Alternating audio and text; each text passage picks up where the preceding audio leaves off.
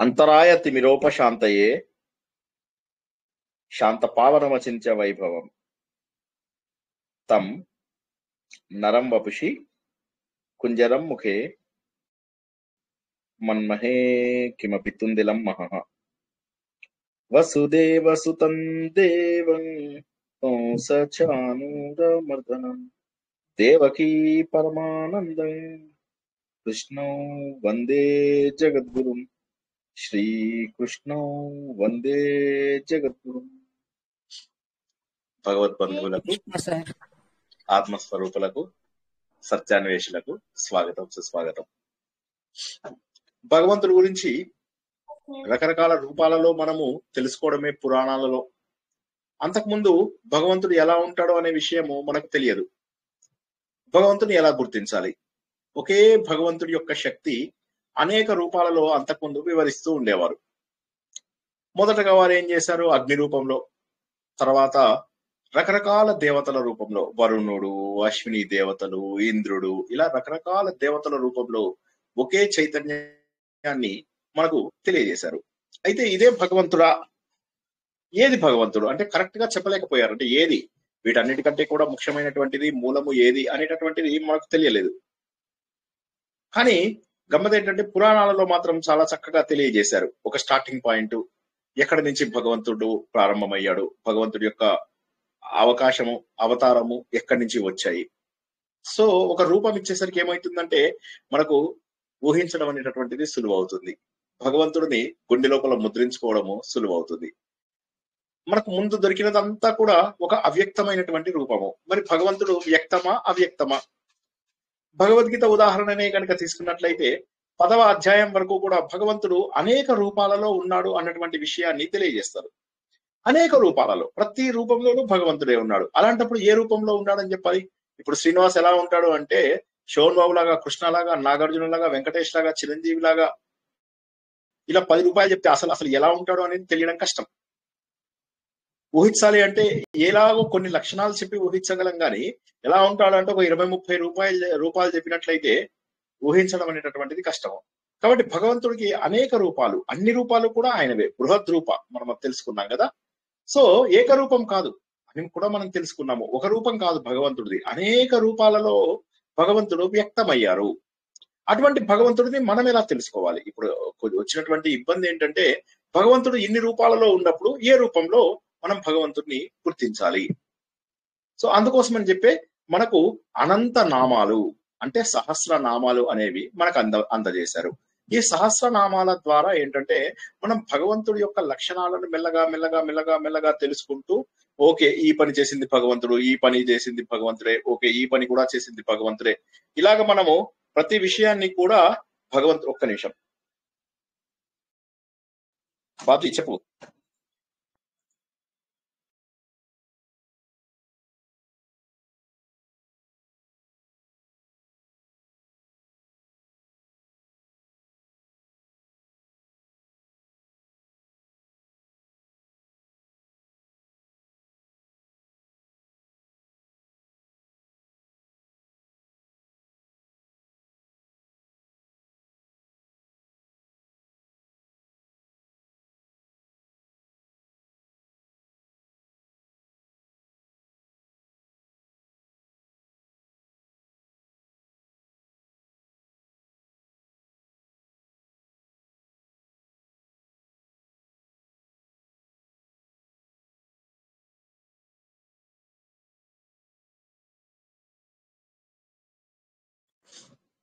Sorry. అయితే భగవంతుడు మరి అనేక రూపాలలో ఉన్నప్పుడు ఏ రూపంలో భగవంతుడిని పూజించాలి? భగవంతుని ఏదో ఒక రూపం లోపల మనం పూజించాలి. కాబట్టి కష్టము. కాబట్టి ఆ లక్షణాలను తెలియజేయడం ద్వారా మనం భగవంతుని పూజించడం అనేటటువంటిది సులువు అవుతుంది. కాబట్టి ప్రతి లక్షణము, ఉదాహరణకి ఒక గాలి వీచింది, అమ్మయ్య ఇది భగవంతుడి యొక్క లక్షణము. నేను ప్రాణము తీసుకుంటున్నాను అంటే వాయువు లోపలికి తీసుకుంటున్నాను అంటే ఇది భగవంతుడి యొక్క లక్షణము. నేను అన్ని కూడా చూడగలుగుతున్నాను అంటే ఇది భగవంతుడి యొక్క లక్షణము. నేను అన్నం తినగలుగుతున్నాను అంటే ఇది భగవంతుడి యొక్క లక్షణము. తిన్నటువంటి అన్నాన్ని అరిగించుకోగలుగుతున్నాను అంటే ఇది భగవంతుడి యొక్క లక్షణము. సో ఈ విధంగా విష్ణు సహస్రనామం గాని, లలిత సహస్రనామం గాని ఇవన్నీ చెప్పేవి ఏంటంటే భగవంతుడు అనేటటువంటి వాడు ప్రతి పని లోపల ఉన్నాడు, ప్రతి జీవి లోపల ఉన్నాడు, జడ పదార్థంలో ఉన్నాడు, చైతన్య పదార్థంలో ఉన్నాడు, చరాచర జీవరాశులు అన్నింటి లోపల కూడా భగవంతుడు ఉన్నాడు అనేటటువంటి విషయాన్ని మనం ఇక్కడ గుర్తించగలుగుతాం అన్నమాట. అదే విషయాన్ని తెలుసుకుంటున్నాం. మనం గత వారం తెలుసుకున్నాం, భగవంతుడు క్షీరసాగర సముద్రం లోపల ఉద్భవించినటువంటి చంద్రుడి యొక్క కిరణాలు భగవంతుడి నుంచే వస్తాయి. చంద్రుడు అమృతాన్ని అలా సేకరిస్తూ ఉంటాడు. దేవతలందరికీ కూడా ఈ అమృతమే కావాలి. సో కాబట్టి భగవంతుడు ఏం చేస్తున్నాడంటే సర్వశక్తివంతుడు. ఆయన తనలోంచి వెలుతుడిని ప్రసాదిస్తున్నాడు, తనలోంచి ఆహ్లాదకరమైనటువంటి చంద్ర రూపం లోపల కూడా మనకు అందజేస్తున్నాడు. అంటే ఒకవైపు వేడి, మరొక వైపు ఆహ్లాదకరమైనటువంటి పరిస్థితులు. అంటే ఒకే తత్వం, అంటే ఒకే కాన్సెప్ట్ అనేక రూపాలలో తెలియజేస్తుంది. భగవంతుడు వేడిగా ఉన్నాడు అనే లోపల భగవంతుడు చల్లగా ఉన్నాడు అనేటటువంటి విషయాన్ని తెలుసుకుంటున్నాం. కాబట్టి ఏంటంటే భగవంతుడి యొక్క ప్రతి విషయము కూడా మనకు ఆశ్చర్యం అనిపిస్తూ ఉంటుంది. కానీ ఒకసారి ఆలోచిస్తే దాని వెనక ఒక తత్వం ఉంటుంది. ఉదాహరణకి శశబిందువు. శశము అంటే కుందేలు, కుందేలు అంటే వంకర టింకర్ గా వెళ్ళేటటువంటిది అని చెప్పేసి మీనింగు. బిందువు అంటే స్ట్రైట్ గా వెళ్ళేది అని చెప్పేసి మీనింగు. శశబిందువు అంటే చంద్రుడి రూపంలో ఉన్నటువంటి భగవంతుడు, అంటే చంద్రుడి రూపంలో వెన్నెలను మనకు అందిస్తున్నటువంటి భగవంతుడు అనుకున్నప్పటికీ కూడా వక్ర మార్గంలో ఉన్నటువంటి మనని ఇలా ఇలా కదులుతున్న వాళ్ళని బిందువు, అంటే ఒక ఫోకస్ దాని లోపల తీసుకొచ్చేటటువంటి వాడు, ఫోకస్డ్ గా ఒకే దాని లోపలికి తీసుకొచ్చేవాడు. భగవంతుడు ఏంటంటే దేవతలందరినీ కూడా వారి వారి సరైనటువంటి దారుల లోపల పెట్టేటటువంటి వాడు. అంటే అగ్ని తన బాధ్యత తను చేస్తాడు, వాయువు తన బాధ్యత తను చేస్తాడు, ఇంద్రుడు తన బాధ్యతను తను చేస్తాడు. అంటే భగవంతుడి యొక్క ఆధీనంలోనే ఈ ప్రపంచమంతా ఉంది. ఇంద్రుడు ఎవడు అంటే మన ఇంద్రియాలు. మనం ఇలా చెయ్యి లేపితే ఇంద్రుడు పనిచేస్తున్నాడు అని లెక్క అన్నమాట. నోరు పనిచేస్తోంది, ఓకే, వరుణుడు అగ్ని బాగా పనిచేస్తున్నారు. సో ఈ విధంగా మన శరీరంలో ఉన్నటువంటి ప్రతి అణువు లోపల కూడా మనం భగవంతుడిని చూసుకోవచ్చు. మన శరీరం అంతా కూడా భగవంతుడి యొక్క మూలమే. ప్రపంచంలో చూసుకోగలిగినదంతా కూడా మన శరీరంలోనే చూస్తావు. మన ఆరోగ్యం పాడైంది అయినా కూడా భగవంతుడు ఔషధం ఇస్తాడు. అయితే ఏ ఔషధము అంటే మనం గనక ఏ పని చెయ్యకపోతే మన శరీరంలోనే ఆటోమేటిక్ గా మనకు ఎర్ర రక్త కణాలు, తెల్ల రక్త కణాలు అని విన్నారు కదా, అవి ఏం చేస్తాయంటే ఆటోమేటిక్ గా మన రికవరీ మెకానిజం స్టార్ట్ చేస్తాయి. అందుకే మనకేమంటారు, రాత్రిపూట గనక కొద్దిగా ఎర్లీగా అన్నం తినేసినట్లయితే పొద్దున్న 7-8 దాకా గనక బ్రేక్ఫాస్ట్ చేయడానికి ఆగినట్లయితే మన శరీరము తనంతట తానే రికవరీ మెకానిజం చేసుకుంటుంది. ఆ రికవరీ మెకానిజం వల్ల పెద్ద పెద్ద వ్యాధులు కూడా తగ్గిపోతాయి. బయట నుంచి ఇచ్చేటటువంటి మందులు ఏంటంటే కేవలము మన శరీరంలో రికవరీ మెకానిజం అనేదైతే చెప్పుకుంటామో దానికి కాస్త సపోర్ట్ చేసేవి మాత్రమే. కానీ రికవరీ మెకానిజం అనేది మన శరీరంలోనే ఉంది. మన శరీరంలో గనక ఆ రికవరీ అయ్యేటటువంటి శక్తి లేకపోతే బయట నుంచి ఎన్ని మందులు ఇచ్చినా కూడా ఏమీ కాదు. ఎన్ని మందులు ఇచ్చినా కూడా ఏమీ కాదు. అంటే బయట మందులు కాదు మనకు కావాల్సింది, లోపల భగవంతుడి యొక్క చైతన్యము. అయితే భగవంతుడు మరి రోగాలు తగ్గిస్తున్నాడు ఔషధ రూపం లోపల. ఔషధం అంటే మన శరీరమే ఒక ఔషధం. శరీరంలోనే ఆటోమేటిక్ గా అన్నింటినీ తగ్గించేటటువంటి గుణం ఉంటుంది. ఉదాహరణకు మీరు చూసుకున్నట్టయితే జంతువులన్నీ కూడా, సరే మనం పెంచుకున్న జంతువులనేమో డాక్టర్ దగ్గరికి తీసుకెళ్తాం, మిగతా జంతువులన్నీ ఎన్ని ఏళ్ల పాటు బతుకుతాయి, ఎంత అద్భుతంగా బతుకుతాయి. అంటే ఆటోమేటిక్ రికవరీ మెకానిజం ఏదైతే ఉందో అది భగవంతుడు. కాబట్టి భగవంతుడు ఔషధము. సరే, ఇది పశువులకు సంబంధించింది అయినప్పటికీ మరి మన లోపల ఏంటి, మన లోపల భవరోగాన్ని, అంటే ఈ సంసారం అనేటటువంటి బంధాలు ఏవైతే మన లోపల ఉన్నాయో ఈ సంసార బంధాలను అన్నింటినీ కూడా వదిల్చేటటువంటి వాడు. అంటే ఈ బంధాలకు అతీతంగా మనము ఎదగాలి. ఆ ఎదగేలాగా చేసి, అంటే ఇందులో ఈ సాగరంలోంచి మనను తరింపజేసేటటువంటి వాడు. సో అది కూడా ఔషధమే కదా. భవసాగరము అనేటటువంటి రోగంలోంచి తరింపజేసేవాడు అన్నటువంటి విషయాన్ని మనం గత వారం తెలుసుకున్నాం. కాబట్టి భగవంతుడు ఏంటి, మనను ఒక దగ్గర నుంచి ఇంకో దగ్గరికి తీసుకెళ్లేటటువంటి బ్రిడ్జ్ అని చెప్పుకున్నాం గత వారం. చెడు నుంచి మంచికి, జీవుడి నుంచి దేవుడుగా మారడానికి, భవసాగరం నుంచి మోక్షానికి, ఇలాగ ప్రతి దానికి కూడా మనకు ఒక సేతువులాగా ఉన్నాడు భగవంతుడు. అంటే సాధన ఎప్పుడైతే చేస్తామో మనలో ఉన్న భగవంతుడిని కనుక మనం గుర్తిస్తే ఈ వంతెన ఆటోమేటిక్ గా మనం ముందుకెళ్తాం. ఈ వంతెనలో మణిద్వీపంలో మనం తెలుసుకున్నది ఏంటి, ఒక్కొక్క ప్రాకారంలో ఒక్కొక్క రకమైనటువంటి శక్తిని మనం సంపాదించుకుంటూ మెల్లగా మెల్లగా మెల్లగా మెల్లగా ముందుకెళ్తున్నాం. ఇదంతా కూడా ఒక వంతెన, ఒక దారి, ఒక బ్రిడ్జ్. ఆ బ్రిడ్జ్ కనుక లేకపోతే పడిపోతాం, మనం వెళ్ళలేం ముందుకి. కాబట్టి భగవంతుడు ఇవన్నీ కూడా చేయిస్తున్నాడు. కానీ ఎవరి కోసం చేయిస్తాడు? కేవలము ఎవరైతే సత్యము ధర్మము పాటిస్తారో, నేనేది వచ్చి పని చెయ్యను, కానీ చెడు మాట్లాడుతూ ఉంటాను, కానీ భగవంతుడు అంటే నేను పూజిస్తాను, నోములు ఉంటాను, వ్రతాలు చేస్తాను, పూజలు చేస్తాను, అప్పుడు లాభం ఏమిటి? అందుకే మనము ప్రతిరోజు కూడా తెలుసుకుంటున్నది ఏంటంటే మన లోపల మార్పు తేనటువంటి ఆధ్యాత్మికత ఎందుకు. కాబట్టి ఆధ్యాత్మిక మార్గంలో ఉన్న వాళ్ళు ఖచ్చితంగా గుర్తించాల్సింది ఏంటంటే నాలో మార్పు వచ్చిందా లేదా. నాలో మార్పు రానప్పుడు ఇవన్నీ అనవసరము. నా లోపల మార్పు రావాలి. ఎందుకంటే మార్పు వచ్చినప్పుడే మనం తర్వాత మెట్టులోకి ఎక్కడానికి వీలవుతుంది. మనం ఒక చక్కటి కథ కూడా తెలుసుకున్నాం చాలా రోజుల కింద. మీ అందరికీ కోట్ల సార్లు తెలిసినటువంటి కథ. ఒక దొంగ పోలీసుల దగ్గర నుంచి పారిపోయి అలా వెళ్తుంటే సడన్ గా ఎవరో ప్రవచనం చెప్తూ ఉంటే అక్కడ కూర్చుని వింటాడు. వింటున్నప్పుడు ఏమైతుంది, అందులోపల ఆయా ప్రవచనకర్త చెప్తాడనమాట, ఇలాగా వేరే వారి సొమ్ముని అపహరించడం తప్పని, ఆ విధంగా చేయడం ద్వారా ఎంతో పాపాలు మనం మూట కట్టుకుంటామని, ఈ పాపాలన్నీ మళ్ళీ మనకు జన్మకు హేతు అవుతాయని, కాబట్టి మనం వేరే వాళ్ళ వస్తువులని అపరిగ్రహం అంటే దొంగతనం చేయకుండా ఉండాలి అన్నటువంటి విషయం ఇవన్నీ కూడా చెప్తూ ఉంటాడు అనమాట. ఏదో సందర్భంలో చెబుతూ ఉంటే ఇది వింటాడు. వెంటనే దొంగ వినేసి ఏం చేస్తాడు, వెంటనే పోలీసులకు లొంగిపోతాడు, నేను చేసింది తప్పు అని చెప్పేసి మారిపోతాడు.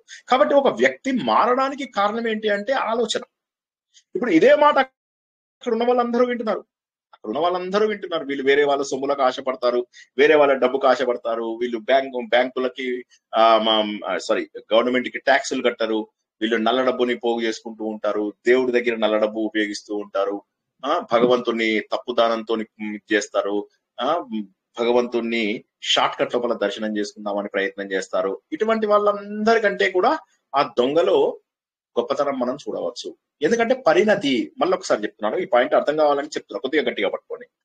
పరిణతి రానప్పుడు ఆధ్యాత్మికత ఎందుకు? సింపుల్, ఒకటే మాట, పరిణతి రానప్పుడు ఆధ్యాత్మికత ఎందుకు? కాబట్టి మనకేంటంటే పరిణతి రావాలి, మన లోపల మార్పు రావాలి, పరిణతి రావాలి. ఆ మార్పు వచ్చినట్టయితే ఇక ఆధ్యాత్మిక మార్గం మనల్ని ముందుకు తీసుకెళ్తుంది. ఇంకేం పర్వాలేదు, ఇక అప్పుడు మనం ఆధ్యాత్మిక మార్గంలో కరెక్ట్ గా ఉన్నట్టే లెక్క. అందుకే కదా ఇన్ని ప్రాకారాలు చెప్పింది, నువ్వు ఎక్కడ ఉంటావు అనేది తెలుస్తుంది క్లియర్ గా. అంతేగాని ఎవడో పూజ చేస్తాడు, పూజ ఇచ్చేటప్పుడు ఏం చేస్తాడు, 10,000 రూపాయలు డబ్బు ఇచ్చిన వాడు ముందు లైన్ లో కూర్చుంటాడు, 8,000 ఇచ్చిన వాడు వెనక లైన్ లో కూర్చుంటాడు, 2,000 ఇచ్చిన వాడు తర్వాత లైన్ లో కూర్చుంటాడు, ఏమి ఇవ్వని వాడు ఎక్కడో కిలోమీటర్ దూరం నుంచి చూడడానికి ఎలో చేస్తూ ఉంటారు. చాలా మంది మనం పూజలలో చూస్తూ ఉంటాం. ఇక్కడ డబ్బుని మనము ప్రామాణికంగా చూస్తున్నాము ఈ లౌకిక ప్రపంచంలో. కానీ భగవంతుడి దగ్గరికి వచ్చేసరికి ఏంటంటే ఈ డబ్బు ఎందుకు పనికిరాదు. ఇక్కడ కావాల్సినటువంటిది భక్తి అనేటటువంటి ప్రాకారాలు. కాబట్టి భగవంతుడు ఎందుకు ఎవరిని ముందు లైన్లో పెడతాడు, దానికి కూడా గత వారం తెలుసుకున్నాం మనం. సత్య ధర్మ పరాక్రమం అంటే సత్యము ధర్మము ఈ రెండు కూడా కావాలి భగవంతుడికి. ఎవడైతే ధర్మమును సరిగా పాటిస్తాడో, ఎవడైతే సత్య మార్గంలో రుజు ప్రవర్తనలో ఉంటాడో వాడు భగవంతుడిని చేరుకుంటాడు. ఎందుకంటే భగవంతుడే సత్యధర్మ పరాక్రముడు. రాముడు తీసుకోండి, కృష్ణుడు తీసుకోండి, ఎవరినైనా నరసింహస్వామిని తీసుకోండి, శివుడిని తీసుకోండి, ఏ రూపంలో తీసుకున్నప్పటికీ కూడా భగవంతుడు ధర్మాన్ని కాపాడడానికే వచ్చాడు, భక్తులను కాపాడడానికి వచ్చాడు. భగవంతుడు భక్త సులభుడు, కరెక్టే. మనము భక్తులమా? ముందు మనం అర్థం చేసుకోవాల్సింది ఏంటంటే మనము భక్తులమా, మనము మారామా? ఆధ్యాత్మిక చింతన ద్వారా ఏదో కొద్దిగా మారాము సార్, ఒక 5% మారాము అంటే అది కాదు.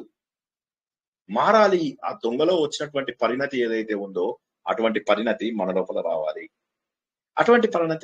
రావాలి. బలి చక్రవర్తి ఏమైంది, తను ఇచ్చిన మాట కోసం అని చెప్పి తన లోకాన్ని కూడా పోగొట్టుకుంటాడు, తన అధికారాన్ని పోగొట్టుకుంటాడు. భగవంతుడిని చూస్తూ ఆయన ఏమని ఒక స్టేజ్కి ఎలా వెళ్ళిపోతాడు తెలుసా? ఆయన, నీకేం కావాలయ్యా, 3 అడుగులు ఏంటి, నన్ను అడగడం 3 అడుగులు ఏంటి, నీకేం కావాలో చెప్పు, నీకు డబ్బు కావాలా, ఆస్తి కావాలా, నా రాజ్యంలో కొంత భాగం కావాలా, 2 ఊర్లు రాసిస్తాను అంటే వద్దు అంటాడు. సరే 2 ఊర్లు కాదు సగ రాజ్యం ఇచ్చేస్తానంటాడు. వద్దయ్యా, నాకు 3 అడుగులు ఇవ్వు చాలు అంటాడు. సరే ఒక పని చేయి, మొత్తం రాజ్యం ఇచ్చేస్తాను నీకు, ఇంకా నేను నీ పాదాల దగ్గర ఉండిపోతాను, నాకు మొత్తం రాజ్యం ఇచ్చేస్తానని కూడా చెప్తాడు. సో ఇక్కడ ఒక్క పాయింట్ అందరూ గుర్తించండి, నేను ఆపుతాను. భగవంతుడు పాదాల దగ్గరికి వచ్చేసరికి ఏమవుతుందంటే మనకు మిగతావన్నీ కూడా అనవసరం అనిపిస్తుంది. రాజ్యాన్ని కూడా వదిలేయడానికి, ఏ రాజ్యం అయితే తను సంపాదించడానికి ఇంద్రుణ్ణి కూడా బయటికి వెళ్ళగొట్టాడో అమరావతి, ఆ రాజ్యాన్ని కూడా ఈ చిన్న బాలకుడిని చూసి, వామనుడిని చూసి బలి చక్రవర్తి ఇవ్వడానికి సిద్ధమైపోయాడు. సో ఒక్కసారి గుర్తించండి, భగవంతుడు కనిపిస్తే మనలో ఎటువంటి మార్పు రావాలి. సార్ మాకు కూడా భగవంతుడు కనిపిస్తే, భగవంతుడు కనిపిస్తున్నాడు, ప్రతి రూపంలో కనిపిస్తున్నాడు, ప్రతి చోట కనిపిస్తున్నాడు. భగవంతుడు ఇంద్రియాలన్నింటికీ కూడా డైరెక్ట్ గా కనిపించాడు, కానీ ఆలోచన ద్వారా భగవంతుడి యొక్క తత్వాన్ని మనం గుర్తించగలము, భగవంతుని అనుభవించగలము. నీకు తగులుతోందా, చంద్రుడి యొక్క వెన్నెల తగులుతుందా? ఎస్. ఆహ్లాదంగా ఉన్నావా? ఎస్, అదే భగవంతుడు. సూర్యుడి యొక్క వెలుతురు తగులుతోందా? ఎస్, అయితే నీకు భగవంతుడు కనిపించినట్టే లెక్క. కానీ నేను గుర్తించడం లేదు, అయితే నీ అజ్ఞానం. గుర్తిస్తున్నాను, అయితే నువ్వు సరైనటువంటి మార్గంలో ఉన్నావు. ఒక చెట్టును చూసినప్పుడు ఆహా ఇవి దేవుడి యొక్క శరీరం పైన ఉన్న వెంట్రుకలు. నదులు కనిపించినప్పుడు ఓకే, ఈ నదులన్నీ కూడా మరేమో కాదు, భగవంతుడి శరీరంలో ప్రవహిస్తున్నటువంటి రక్తము. ఎక్కడైనా సముద్రం కనిపించింది, ఓకే ఇది భగవంతుడి కడుపులో ఉన్నటువంటి జఠరము. ఇలాగా ప్రతి వస్తువును చూసినప్పుడు మనం గుర్తించగలగాలి. అలా గుర్తించినప్పుడే మనం భగవంతుడి యొక్క శక్తిని నిజంగా కూడా గుర్తించినటువంటి వాళ్ళము. సో చాలా అద్భుతం. భగవంతుడు త్రివిక్రమ రూపంలోకి వెళ్ళిపోయాడు. బలిచక్రవర్తిని ఏమన్నాడు, నువ్వు చేస్తున్నది, అతను బలిచక్రవర్తి ఏడుస్తాడు కొద్దిసేపు అయ్యాక. ఎందుకయ్యా ఏడుస్తున్నావు, ఇంతవరకు బాగానే ఉన్నావు కదా అంటే, మా తాతగారు ప్రహ్లాదుడు వచ్చారు అక్కడి నుంచి, వస్తే నేను ఆయనకు దండం పెట్టలేకపోయాను, మొట్టమొదటిసారిగా చేతులు జోడించి దండం పెట్టలేకపోయాను, నా చేతులు వెనక్కి కట్టేశావు కదయ్యా అంటాడు. అంటే అప్పుడు భగవంతుడే బాధపడంటాడు, నువ్వు గొప్పవాడివయ్యా బలిచక్రవర్తి, నువ్వు గొప్పవాడివి, నువ్వు ఒకే ఒక తప్పు చేయడం ద్వారా నీకు ఈ స్థితి ఏర్పడింది. గుర్తుంచుకో, నువ్వు ఖచ్చితంగా ఇంద్రుడు ఇది తీరుతావు, వచ్చే కల్పన లోపల నువ్వే ఇంద్రుడివి, గుర్తుంచుకో. అండ్ ఇప్పుడు నీకు నేను చేసినటువంటిది తప్ప ఒప్ప కాదు, నీకు అర్హత లేకుండా చేశావు, కానీ నువ్వు మహానుభావుడవి. కాబట్టి నేనేం చేస్తానంటే దీనికి పనిష్మెంట్ గా నన్ను నేను శిక్షించుకోను, సంతోషంగా చేస్తాను. ఏంటంటే నీ ద్వార పాలకుడు లాగా నేను ఉంటాను అని చెప్పేసి ఆ రోజు నుంచి బలిచక్రవర్తి రసాతలంలోకి వెళ్తే ఆ రసాతలంలో తను ద్వార పాలకుడు లాగా ఉన్నాడు. సో దీన్ని బట్టి భగవంతుడు ఎంత కరుణామయుడు అనేటటువంటి విషయం తెలుస్తుంది. సర్వత్రా వ్యాపించి ఉన్నటువంటి భగవంతుడి యొక్క చైతన్యంలో సత్యము ధర్మము అనేటటువంటివి అత్యంత ముఖ్యమైనటువంటివి. ఇంతవరకు మనం గత వారం విషయాలు తెలుసుకున్నాము. ఎవరికైనా ప్రశ్నలు ఉంటే అడగండి. ఉపోద్ఘాతం అయిపోయింది, ప్రశ్నలు తెలుసుకోవచ్చు. ప్రశ్నలు ఉంటే. హలో సార్, మంచి నిద్ర వచ్చింది సార్.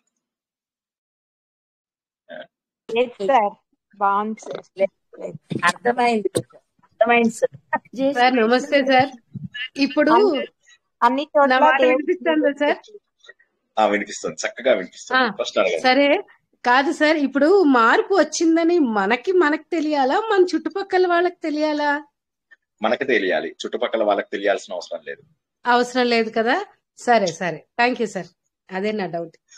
మీకు ఎందుకు ఆ డౌట్ వచ్చిందో చెప్పాలి. ఇప్పుడు మీరు అంత పెద్ద డౌట్ అడిగినప్పుడు మీరు చెప్పాల్సిందే ఖచ్చితంగా ఎందుకు వచ్చింది. అదే లేదు సార్, నాకు మామూలుగా ఎప్పుడు అనిపిస్తుంది అంటే ఇవన్నీ వింటున్నప్పుడు నాకు కొంచెం మార్పు వచ్చింది అనిపిస్తోంది, కానీ నాకు మార్పు వచ్చిందని నాకే అనిపిస్తోంది, నా చుట్టుపక్కల వాళ్ళకి తెలుస్తోందా లేదా అని నాకు డౌట్ వచ్చింది సార్. అందుకే యాక్చువల్ గా ఏంటి పద్ధతి అంటే మనకి తెలిస్తే చాలా, వాళ్ళకు కూడా తెలియాలా అక్కర్లేదా అని, అంతకన్నా బయట ప్రపంచంతో సంబంధం ఉండదు. ఎందుకంటే ఇప్పుడు మన ఉదాహరణకి ఇప్పుడు మనకి ఏదన్నా సంతోషం అనిపించింది అనుకోండి, సంతోషం అనిపించినప్పుడు మనకు ఆహ్లాదంగా అనిపిస్తుంది కదా, మనం ఆహ్లాదంగా ఉన్నామా లేదా బయట వ్యక్తికి తెలియదు. అంటే ఊరికే మన ముఖం చూసి నువ్వు సంతోషంగా ఉన్నామని చెప్పగలడు అంతే, కానీ లోపల మనకు ఆహ్లాదంగా ఉంటాం కదా మనం.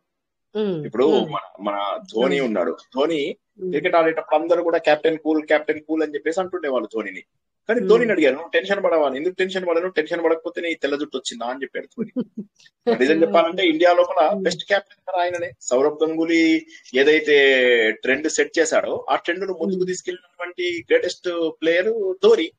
ఆ తర్వాత అందరూ మంచి వాళ్ళు వచ్చారు. ఆ తర్వాత కోహ్లీ కావచ్చు, రోహిత్ కావచ్చు, ఇప్పుడున్నటువంటి శుభ్మన్ గిల్ కావచ్చు, వీళ్ళందరూ కూడా ఒక మంచి స్థాయికి తీసుకెళ్తున్నారు. కానీ మొట్టమొదటిగా తీసుకొచ్చింది సౌరవ్ గంగూలీ. ఆ సౌరవ్ గంగూలీలో ఉన్నటువంటి అగ్రెషన్, ధోని లోపల ఉన్నటువంటి కూల్ బిహేవియర్ ఏదైతే ఉన్నాయో ఇవి మనకు కనిపిస్తూ ఉంటాయి.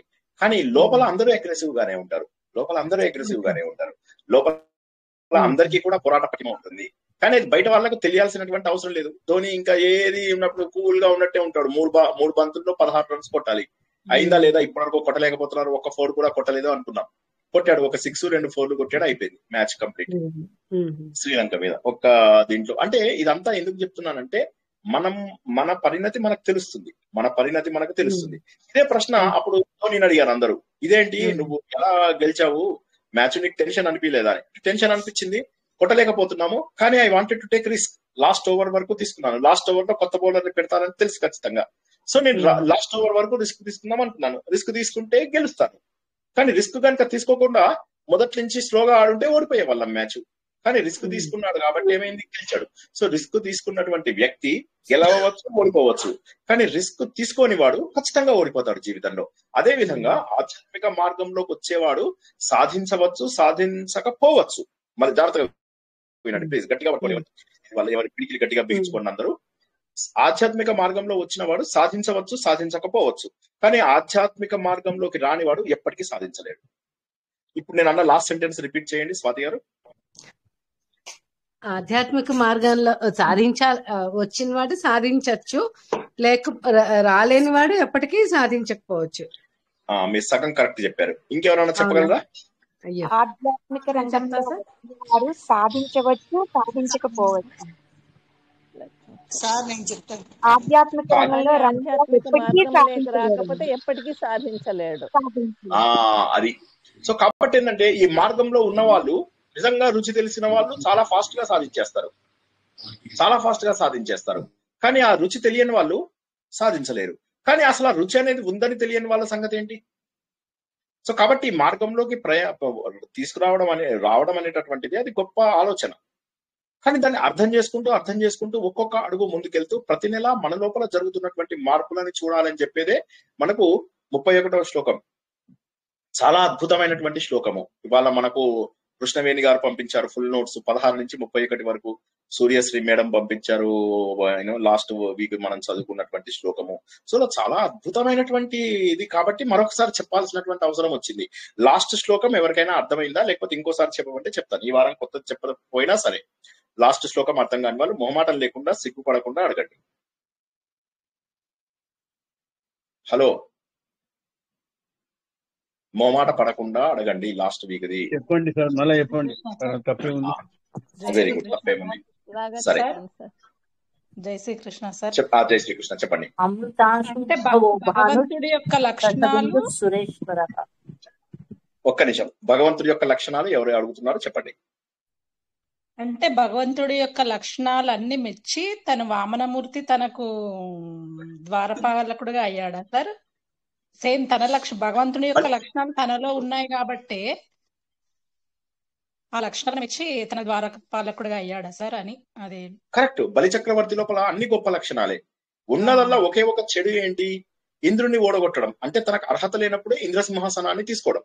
అది తప్పితే బలి చక్రవర్తిలో ఎవరి లక్షణాలు? వాళ్ళ తాతగారి లక్షణాలే ఉన్నాయి. బలి చక్రవర్తిలో వాళ్ళ తాతగారు అయినటువంటి ప్రహ్లాదుడు లాంటి లక్షణాలే ఉన్నాయి. అది కాక గమ్మత్ ఏంటంటే శుక్రాచార్యుడు చెప్తాడు బలి చక్రవర్తికి, అరే బాబు వచ్చింది ఎవరు అనుకుంటున్నావు? విష్ణుమూర్తి. ఆయన నీ ఆస్తిని అంతా కూడా తీసుకుని వెళ్ళిపోతాడు. ఒక్క నిమిషం.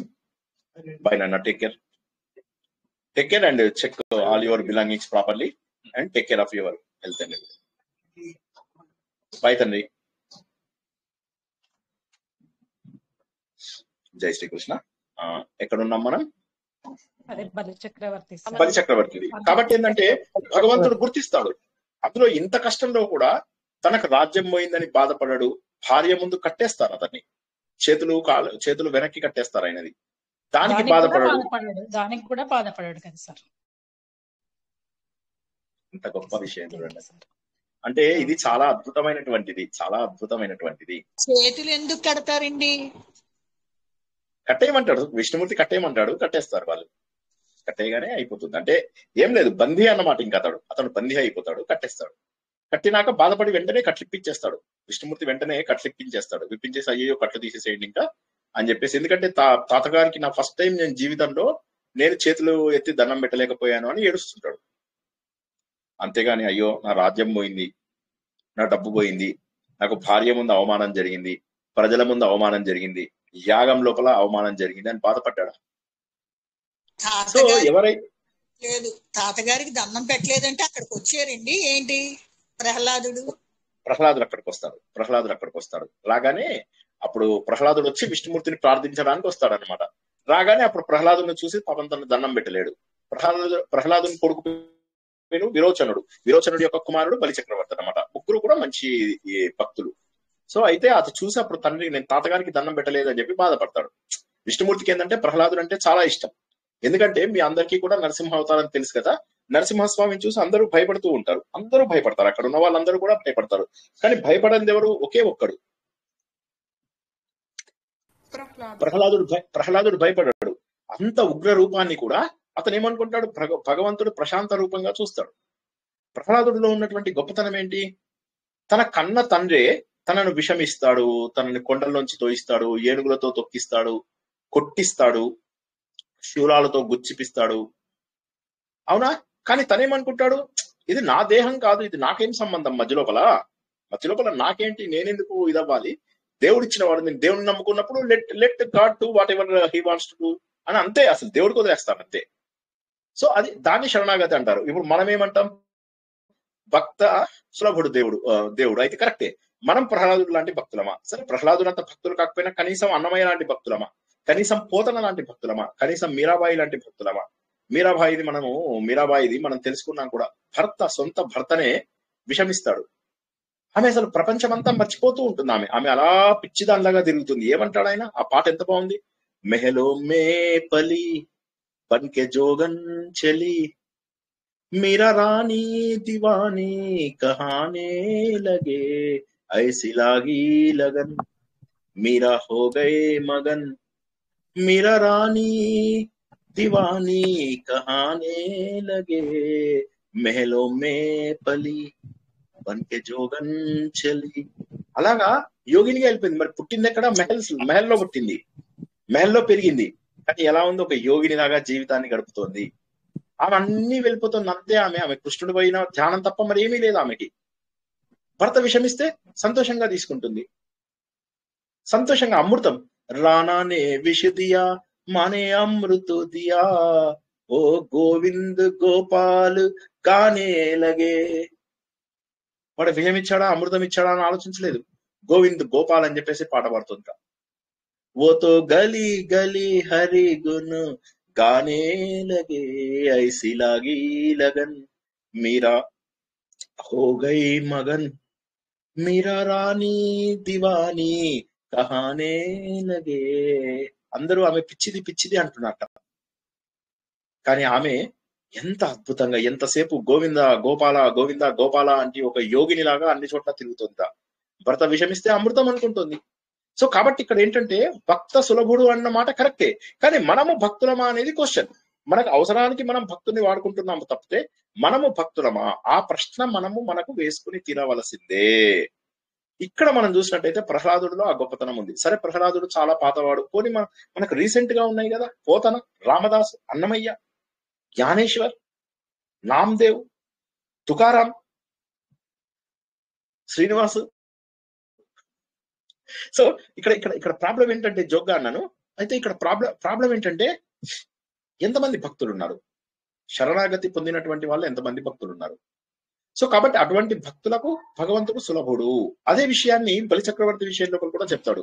నీకు అర్హత రాలేదు, కానీ నీకు అర్హత వస్తుంది. అర్హత వచ్చినప్పుడు నువ్వు కూడా ఇంద్రుడు అవుతావు అని చెప్పేసి చెప్తాడు అనమాట. చాలా అద్భుతమైనటువంటి కథ అది. అదే మనకి ఇక్కడ ఇందులోపల కూడా తెలుస్తుంది. క్షీరసాగర మదనంలో ఏ విధంగానైతే ఆ అమృతం రావాలి అంటే అమృతం ఎవరి దగ్గర ఉంది? అమృత అంశు అంటే కిరణాలు. మనం ఇది ఇంతకు ముందు ఇంకొక చోట కూడా అంశు వచ్చింది, అంతకు ముందు శ్లోకం లోపల. చంద్ర అంశు అంటే కిరణాలు అని చెప్పేసి. ఇక్కడ ఏంటి? అమృతాంశు ఉద్భవ అమృత అంశు, అమృతం అనేటటువంటి కిరణాలతోని ఉద్భవించినటువంటి వాడు చంద్రుడు. అమృతం కోసం మథనం జరుగుతుండగా ఉద్భవించినటువంటి చంద్రుడు. అటువంటి లక్షణం ఉన్నట్టు అంటే భగవంతుడి యొక్క లక్షణాలని చాలా అద్భుతంగా మనకు తెలియజేస్తున్నారు. అంటే సో అటువంటి భగవంతుడు ఎవరైతే ఉంటారో, అంటే సముద్రాన్ని చిలుకుతుండగా అమృత కిరణాలు కలిగినటువంటి, ఎందుకు అమృత కిరణాలు ఎందుకు అనేది మనం ఇంతకుముందు తెలుసుకున్నాం. చక్రవాక పక్షి చంద్రుడు ఇలా పెరుగుతూ ఉన్నాడు అంటే అమృతం స్టోర్ చేసుకుంటున్నాడు అనుకుంటుంది. ఎందుకంటే అమృతం అనేటటువంటి దాంతో చంద్రుడు పుట్టాడు. కానీ చంద్రుడు యాక్చువల్లీ మనకు అమృతాన్ని సృష్టిస్తున్నాడు. ఎలాగా? తన యొక్క శక్తి ద్వారా మనకు భూమి లోపల పోషకాలు ఇస్తున్నాడు. ఇవ్వడం వల్ల ఏమవుతుంది? మనకు ఆహారం దొరికి మనం బతుకుతున్నాం. కాబట్టి ఆ చంద్రుడి పుట్టుకకు కారణమైనటువంటి వాడేవాడు? మన భగవంతుడు. అంటే అన్ని జీవుల పుట్టుకకు, అన్ని జీవుల ఉద్ధరణకు కారణమైనటువంటి శ్లోకము.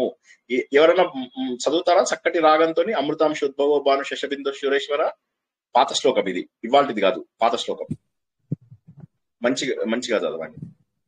అమృతాంశోద్భవో భానుష్ శశబిందు సురేశ్వరః ఔషధం జగతస్సేతు సత్యధర్మ పరాక్రమః. సో కాబట్టి అమృతాంశోద్భవ అనే పదం అర్థం కాని వాళ్ళు ఎవరైనా ఒకసారి అడగండి. అర్థమైందా? చెప్పరా సార్ మళ్ళీ ఒకసారి? అమృత దాన్ని 3 ముక్కలు చేయండి అమ్మా. అమృత అంశు ఉద్భవ. ఓకేనా? అమృతము అంటే ఏంటి? అమృతము. అంశం అంటే ఏంటి? కిరణాలు, చిలకడాలు, చిన్నటువంటి కిరణాలు. ఓకే, అందులోంచి ఉద్భవించినటువంటి అంటే అమృతమును చిలుకుతుండగా అందులోంచి చంద్రుడు అనేటటువంటి వాడు ఒక్కసారిగా బయటకు వచ్చేసాడు. అమృతముల యొక్క కిరణాలలోంచి ఉద్భవించినటువంటి వాడు చంద్రుడు. అటువంటి చంద్రుడు ఎవరు? మన భగవంతుడే. మన భగవంతుడు అని ఎవరైతే మనం చెప్పుకుంటున్నామో, మన భగవంతుడిని మనం ఏమంటాం? నువ్వు ఇంద్రుడివి, నువ్వు చంద్రుడివి అంటాం కదా. ఇక్కడ నువ్వు చంద్రుడివి అని చెప్పేసి చెప్తున్నాడు. ఓ అమృత కిరణాలు కలిగినటువంటి చంద్రుడు పుట్టుకకు కారణమైన వాడా, నువ్వే చంద్రుడివి. అంటే ఇక్కడ ఉత్తగా చంద్రుడు అని చెప్పి తీసుకోవచ్చు, లేదా చంద్రుడి యొక్క పుట్టుకకు కారణమైన ఓ భగవంతుడా నువ్వే చంద్రుడివి అని కూడా తీసుకోవచ్చు. అర్థమైందా? అంటే అమృతాన్ని కలెక్ట్ చేస్తూ ఉంటాడు ఆయన. చకోర పక్షి అలా ఎదురు చూస్తూ ఉంటుందిట. అమృతం నాకు ఇస్తాడు అని చెప్పి ఎదురు చూస్తూ ఉంటుందా. అదే విధంగా దేవతలందరూ కూడా చంద్రుడు కనుక అమృతాన్ని కలెక్ట్ చేస్తూ ఉంటే దాన్ని అందరూ తీసుకుని తాగేస్తారట. అందుకే లాస్ట్ లోపల సురేశ్వర అని వస్తుంది. సురులు అంటే ఎవరు? దేవతలు. వాళ్ళకి ఈశ్వరుడు. ఎందుకు ఈశ్వరుడు? వాళ్ళందరినీ కాపాడేవాడు కాబట్టి. వాళ్ళందరినీ ఎలా కాపాడతాడు? వాళ్ళందరికీ అమృతం ఇచ్చి కాపాడతాడు. అమృతాశుద్భవోపాను శశబిందు సురేశ్వర. సో ఆ సురేశ్వర అనే దానికి అమృతాంశుద్భవో అనే దాన్ని కలుపుకోవచ్చు అనమాట. క్లియరా? తర్వాత భానుహు అంటే భాసిల్లడం. భానుహు అంటే ప్రకాశించేదాన్ని, భాసిల్లడాన్ని ప్రకాశం అంటాం మనం. ప్రకాశం ఇచ్చేటటువంటి వాడు అంటే మన లోపల జ్ఞాన జ్యోతిని వెలిగించేటటువంటి వాడు సూర్యుడు అని కూడా చెప్పుకోవచ్చు. భాను అంటే సూర్యుడు అని ఒక అర్థం వస్తుంది. భాసిల్ల చేసేవాడు, ప్రకాశింపజేసేవాడు అనేటటువంటిది ఒక అర్థం. అంటే ప్రకాశింప చేసేవాడు, స్వయం ప్రకాశ శక్తి ఉన్నటువంటి వాడు. సూర్యుడికి స్వయం ప్రకాశ శక్తి లేదు, కానీ భగవంతుడికి స్వయం ప్రకాశ శక్తి ఉండి ఆ సూర్యుడిని కూడా తనే నడిపిస్తున్నాడు అన్నమాట. సో అలా ప్రపంచమంతా కూడా నీ స్వయం ప్రకాశ శక్తితో భాసిల్య చేస్తున్నటువంటి ఓ భగవంతుడా అని ఇక్కడ లెక్క. అంటే మన భూమే కాకుండా మనకు కనిపిస్తున్న వాడు సూర్యుడు. ఇటువంటి సూర్యులు వందల కోట్ల, లక్షల కోట్ల, కోటాను కోట్ల మంది ఉన్నారని మనం ఎన్నోసార్లు తెలుసుకున్నాం కదా. అలాగా తెలుసుకున్న వాళ్ళందరిలో కూడా ప్రకాశం ఇచ్చేటటువంటి పెద్ద సూర్యుడు అన్నమాట. ఈయన సూర్యులకే సూర్యుడు. ముఠామేస్త్రి, ఉత్తమేస్త్రి కాదు, ముఠామేస్త్రి. క్లియర్? అర్థమైందా? మొహమాట పడకుండా, ఎందుకంటే ఇది మంచి శ్లోకం కాబట్టి ఇంకోసారి చెప్పుకుంటున్నాం. ప్లీజ్ అర్థం కాని అడగండి. హలో, నిద్రపోతే కష్టం, అడగకపోతే మీకు అర్థం కాలేదని అర్థం. అర్థమైంది సార్. ఓకే, సో అంత బ్యూటిఫుల్. ఇక శశ బిందుహు. శశ అంటే ఏమని చెప్పానండి? శశ అంటే కుందేలు. అవునా? శశ అంటే కుందేలు.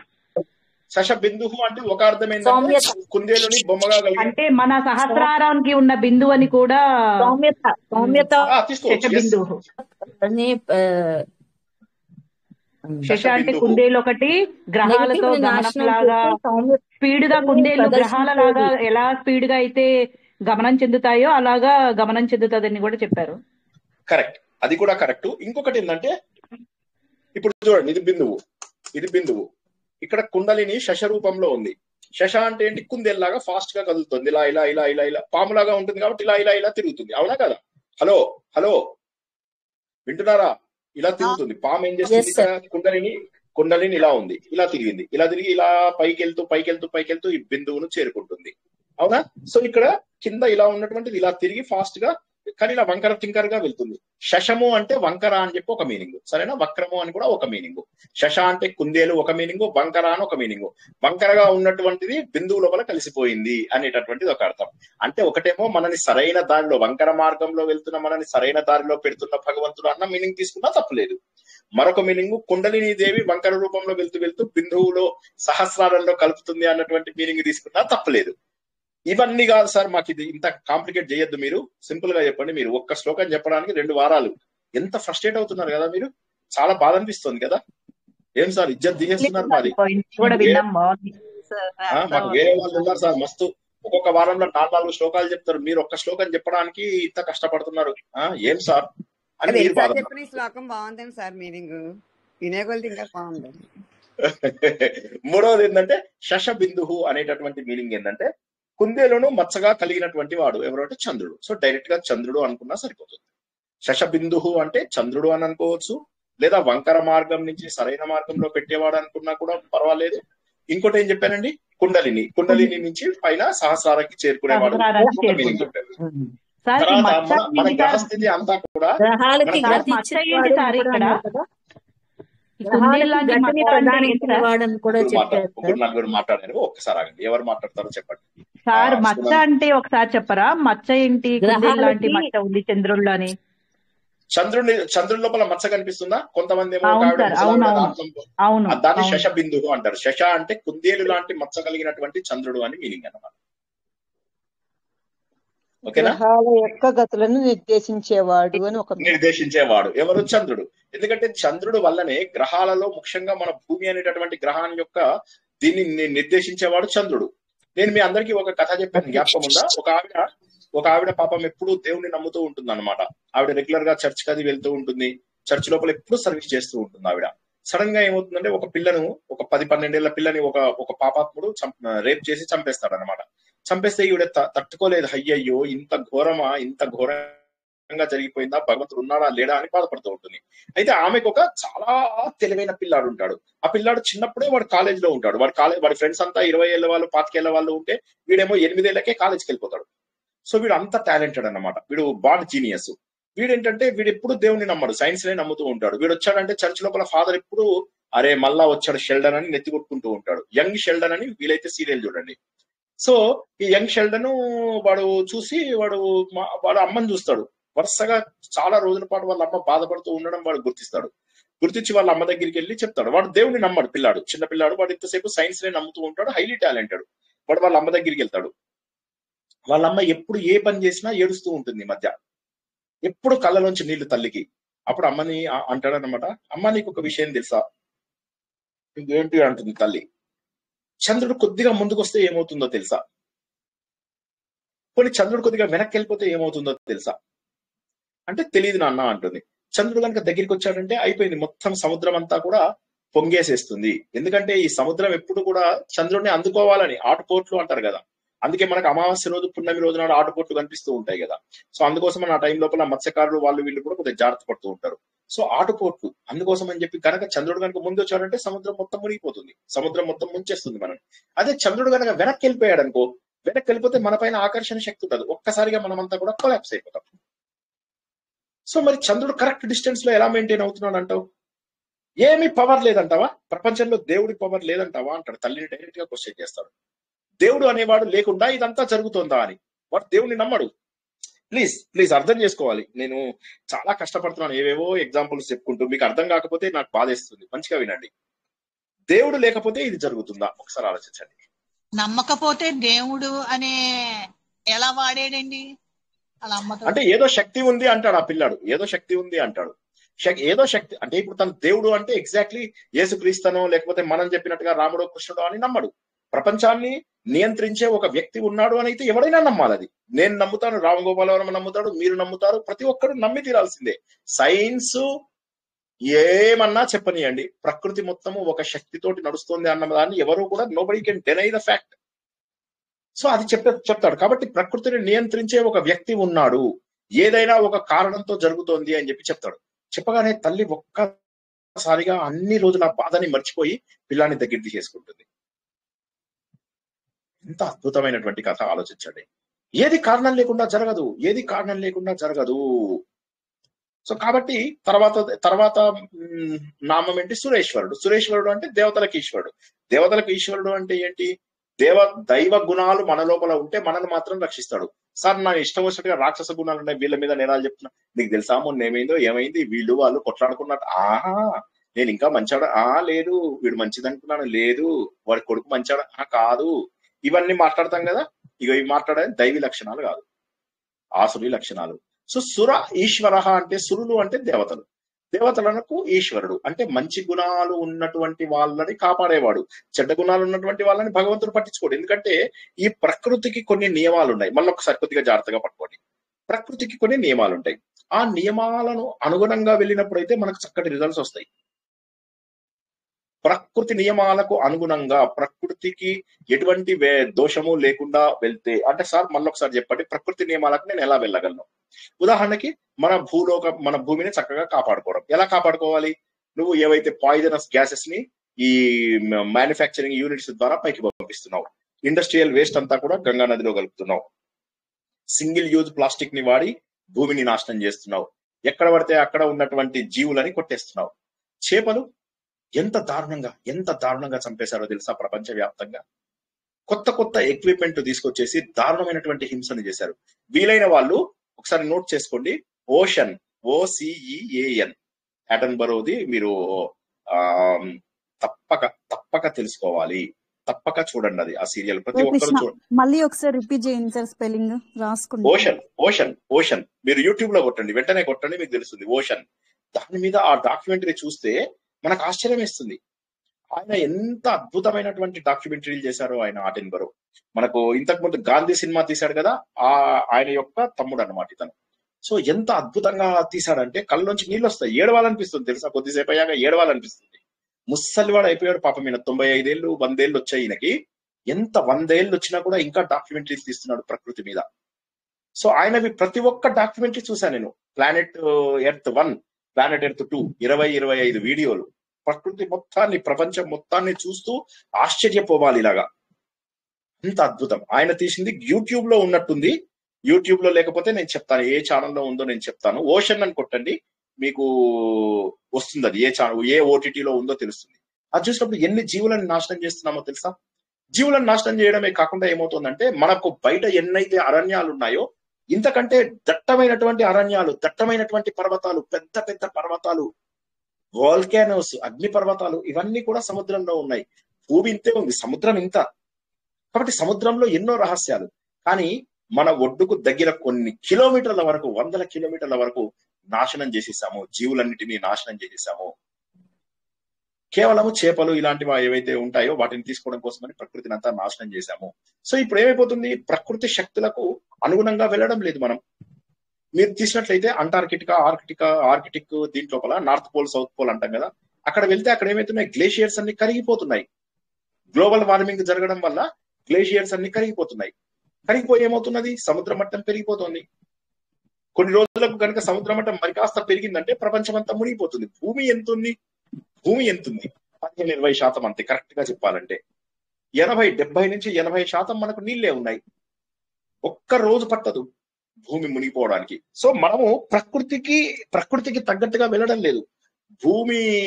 మనకు భూమిలో ఎంత వెజిటేషన్ అయితే ఉందో, ఎంత వృక్ష సంపద ఉందో, అంతకంటే ఎక్కువ వృక్ష సంపద సముద్రంలో ఉంది. మనము ప్రకృతి నియమాలకు అనుగుణంగా వెళ్ళాలి. మళ్ళొకసారి చెప్తున్నా, దేవుడు అంటే ఎవరు అంటే కనిపించే ప్రతి ఒక్క, నేను ప్రపంచంలో కనిపిస్తున్న ప్రతి ఒక్కటి భగవంతుడే. కానీ దాన్ని ఏం చేస్తున్నాం? మనలో ఉన్న చెడు లక్షణాల ద్వారా వాటిని నాశనం చేస్తున్నాం. ఎప్పుడైతే ప్రకృతి యొక్క నియమములకు విరుద్ధంగా చేస్తావో అప్పుడు పనిష్మెంట్ తప్పదు. ఉదాహరణకి ట్రాఫిక్ నేను ఇష్టం వచ్చినట్టు బైక్ నడిపించుకుంటూ వెళ్తే ఏమవుతుందండి? నాకు పనిష్మెంట్ వస్తుంది కదా. అదే విధంగా నేను ప్రకృతి నియమాలకు ఎగెనిస్ట్ గా వెళ్తే నాకు తప్పక చెడు జరుగుతుంది.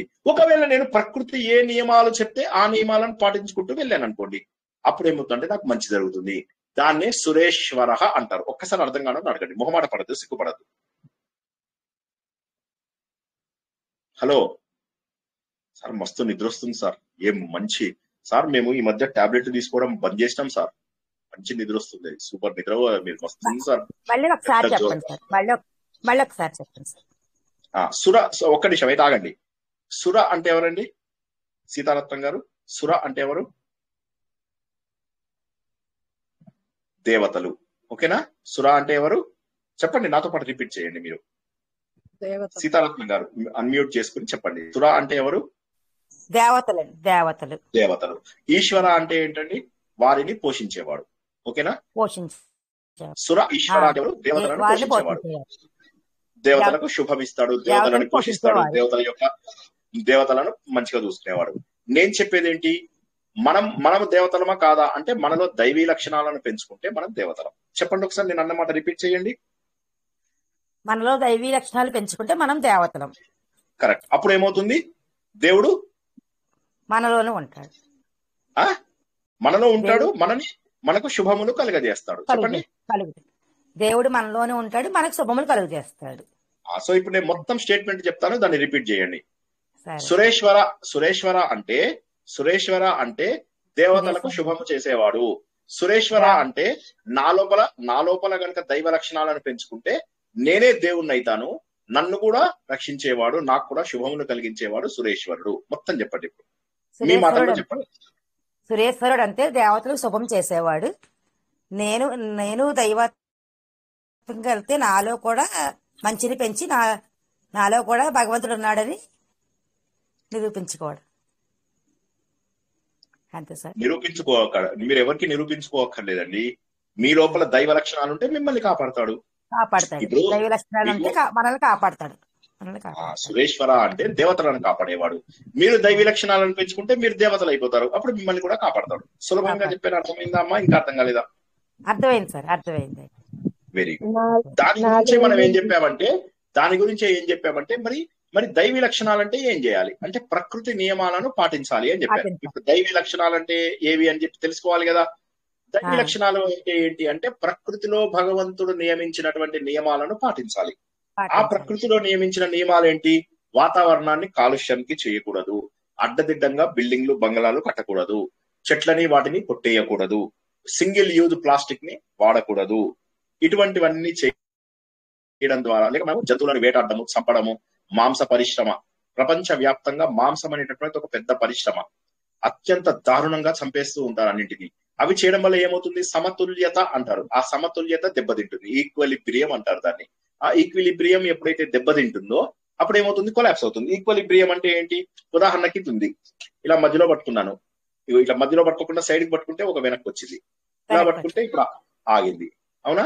ఇదే కనుక నేను ఇలా పట్టుకుంటే ఇటు వచ్చేసింది, ఇలా పట్టుకుంటే ఇటు వచ్చేసింది. కానీ సరిగా మధ్యలో పట్టుకుంటే ఈక్వలిబ్రియం గట్టిగా అవుతుంది.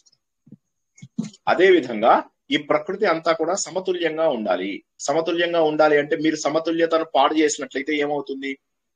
ఇప్పుడు మీరు ఓ 10 మంది కలిసారు, 10 మంది లోపల 5 మంచాలు, 5 చెడ్డవాళ్ళు, ఓకే, సమానంగా అది బానే ఉంటుంది. కానీ మనం అంతా చెడే చేసామనుకోండి, ప్రకృతి అటో ఇటో నాశనం అయిపోతుంది. అప్పుడు భగవంతుడు కూడా మనల్ని కాపాడడు. ఎందుకంటే ఈ సృష్టి మొత్తం భగవంతుడిది. దాంట్లో సమతుల్యత వచ్చినప్పుడు మనల్ని భగవంతుడు కాపాడతాడు. దాన్ని సుర ఈశ్వర అంటారు. Next question.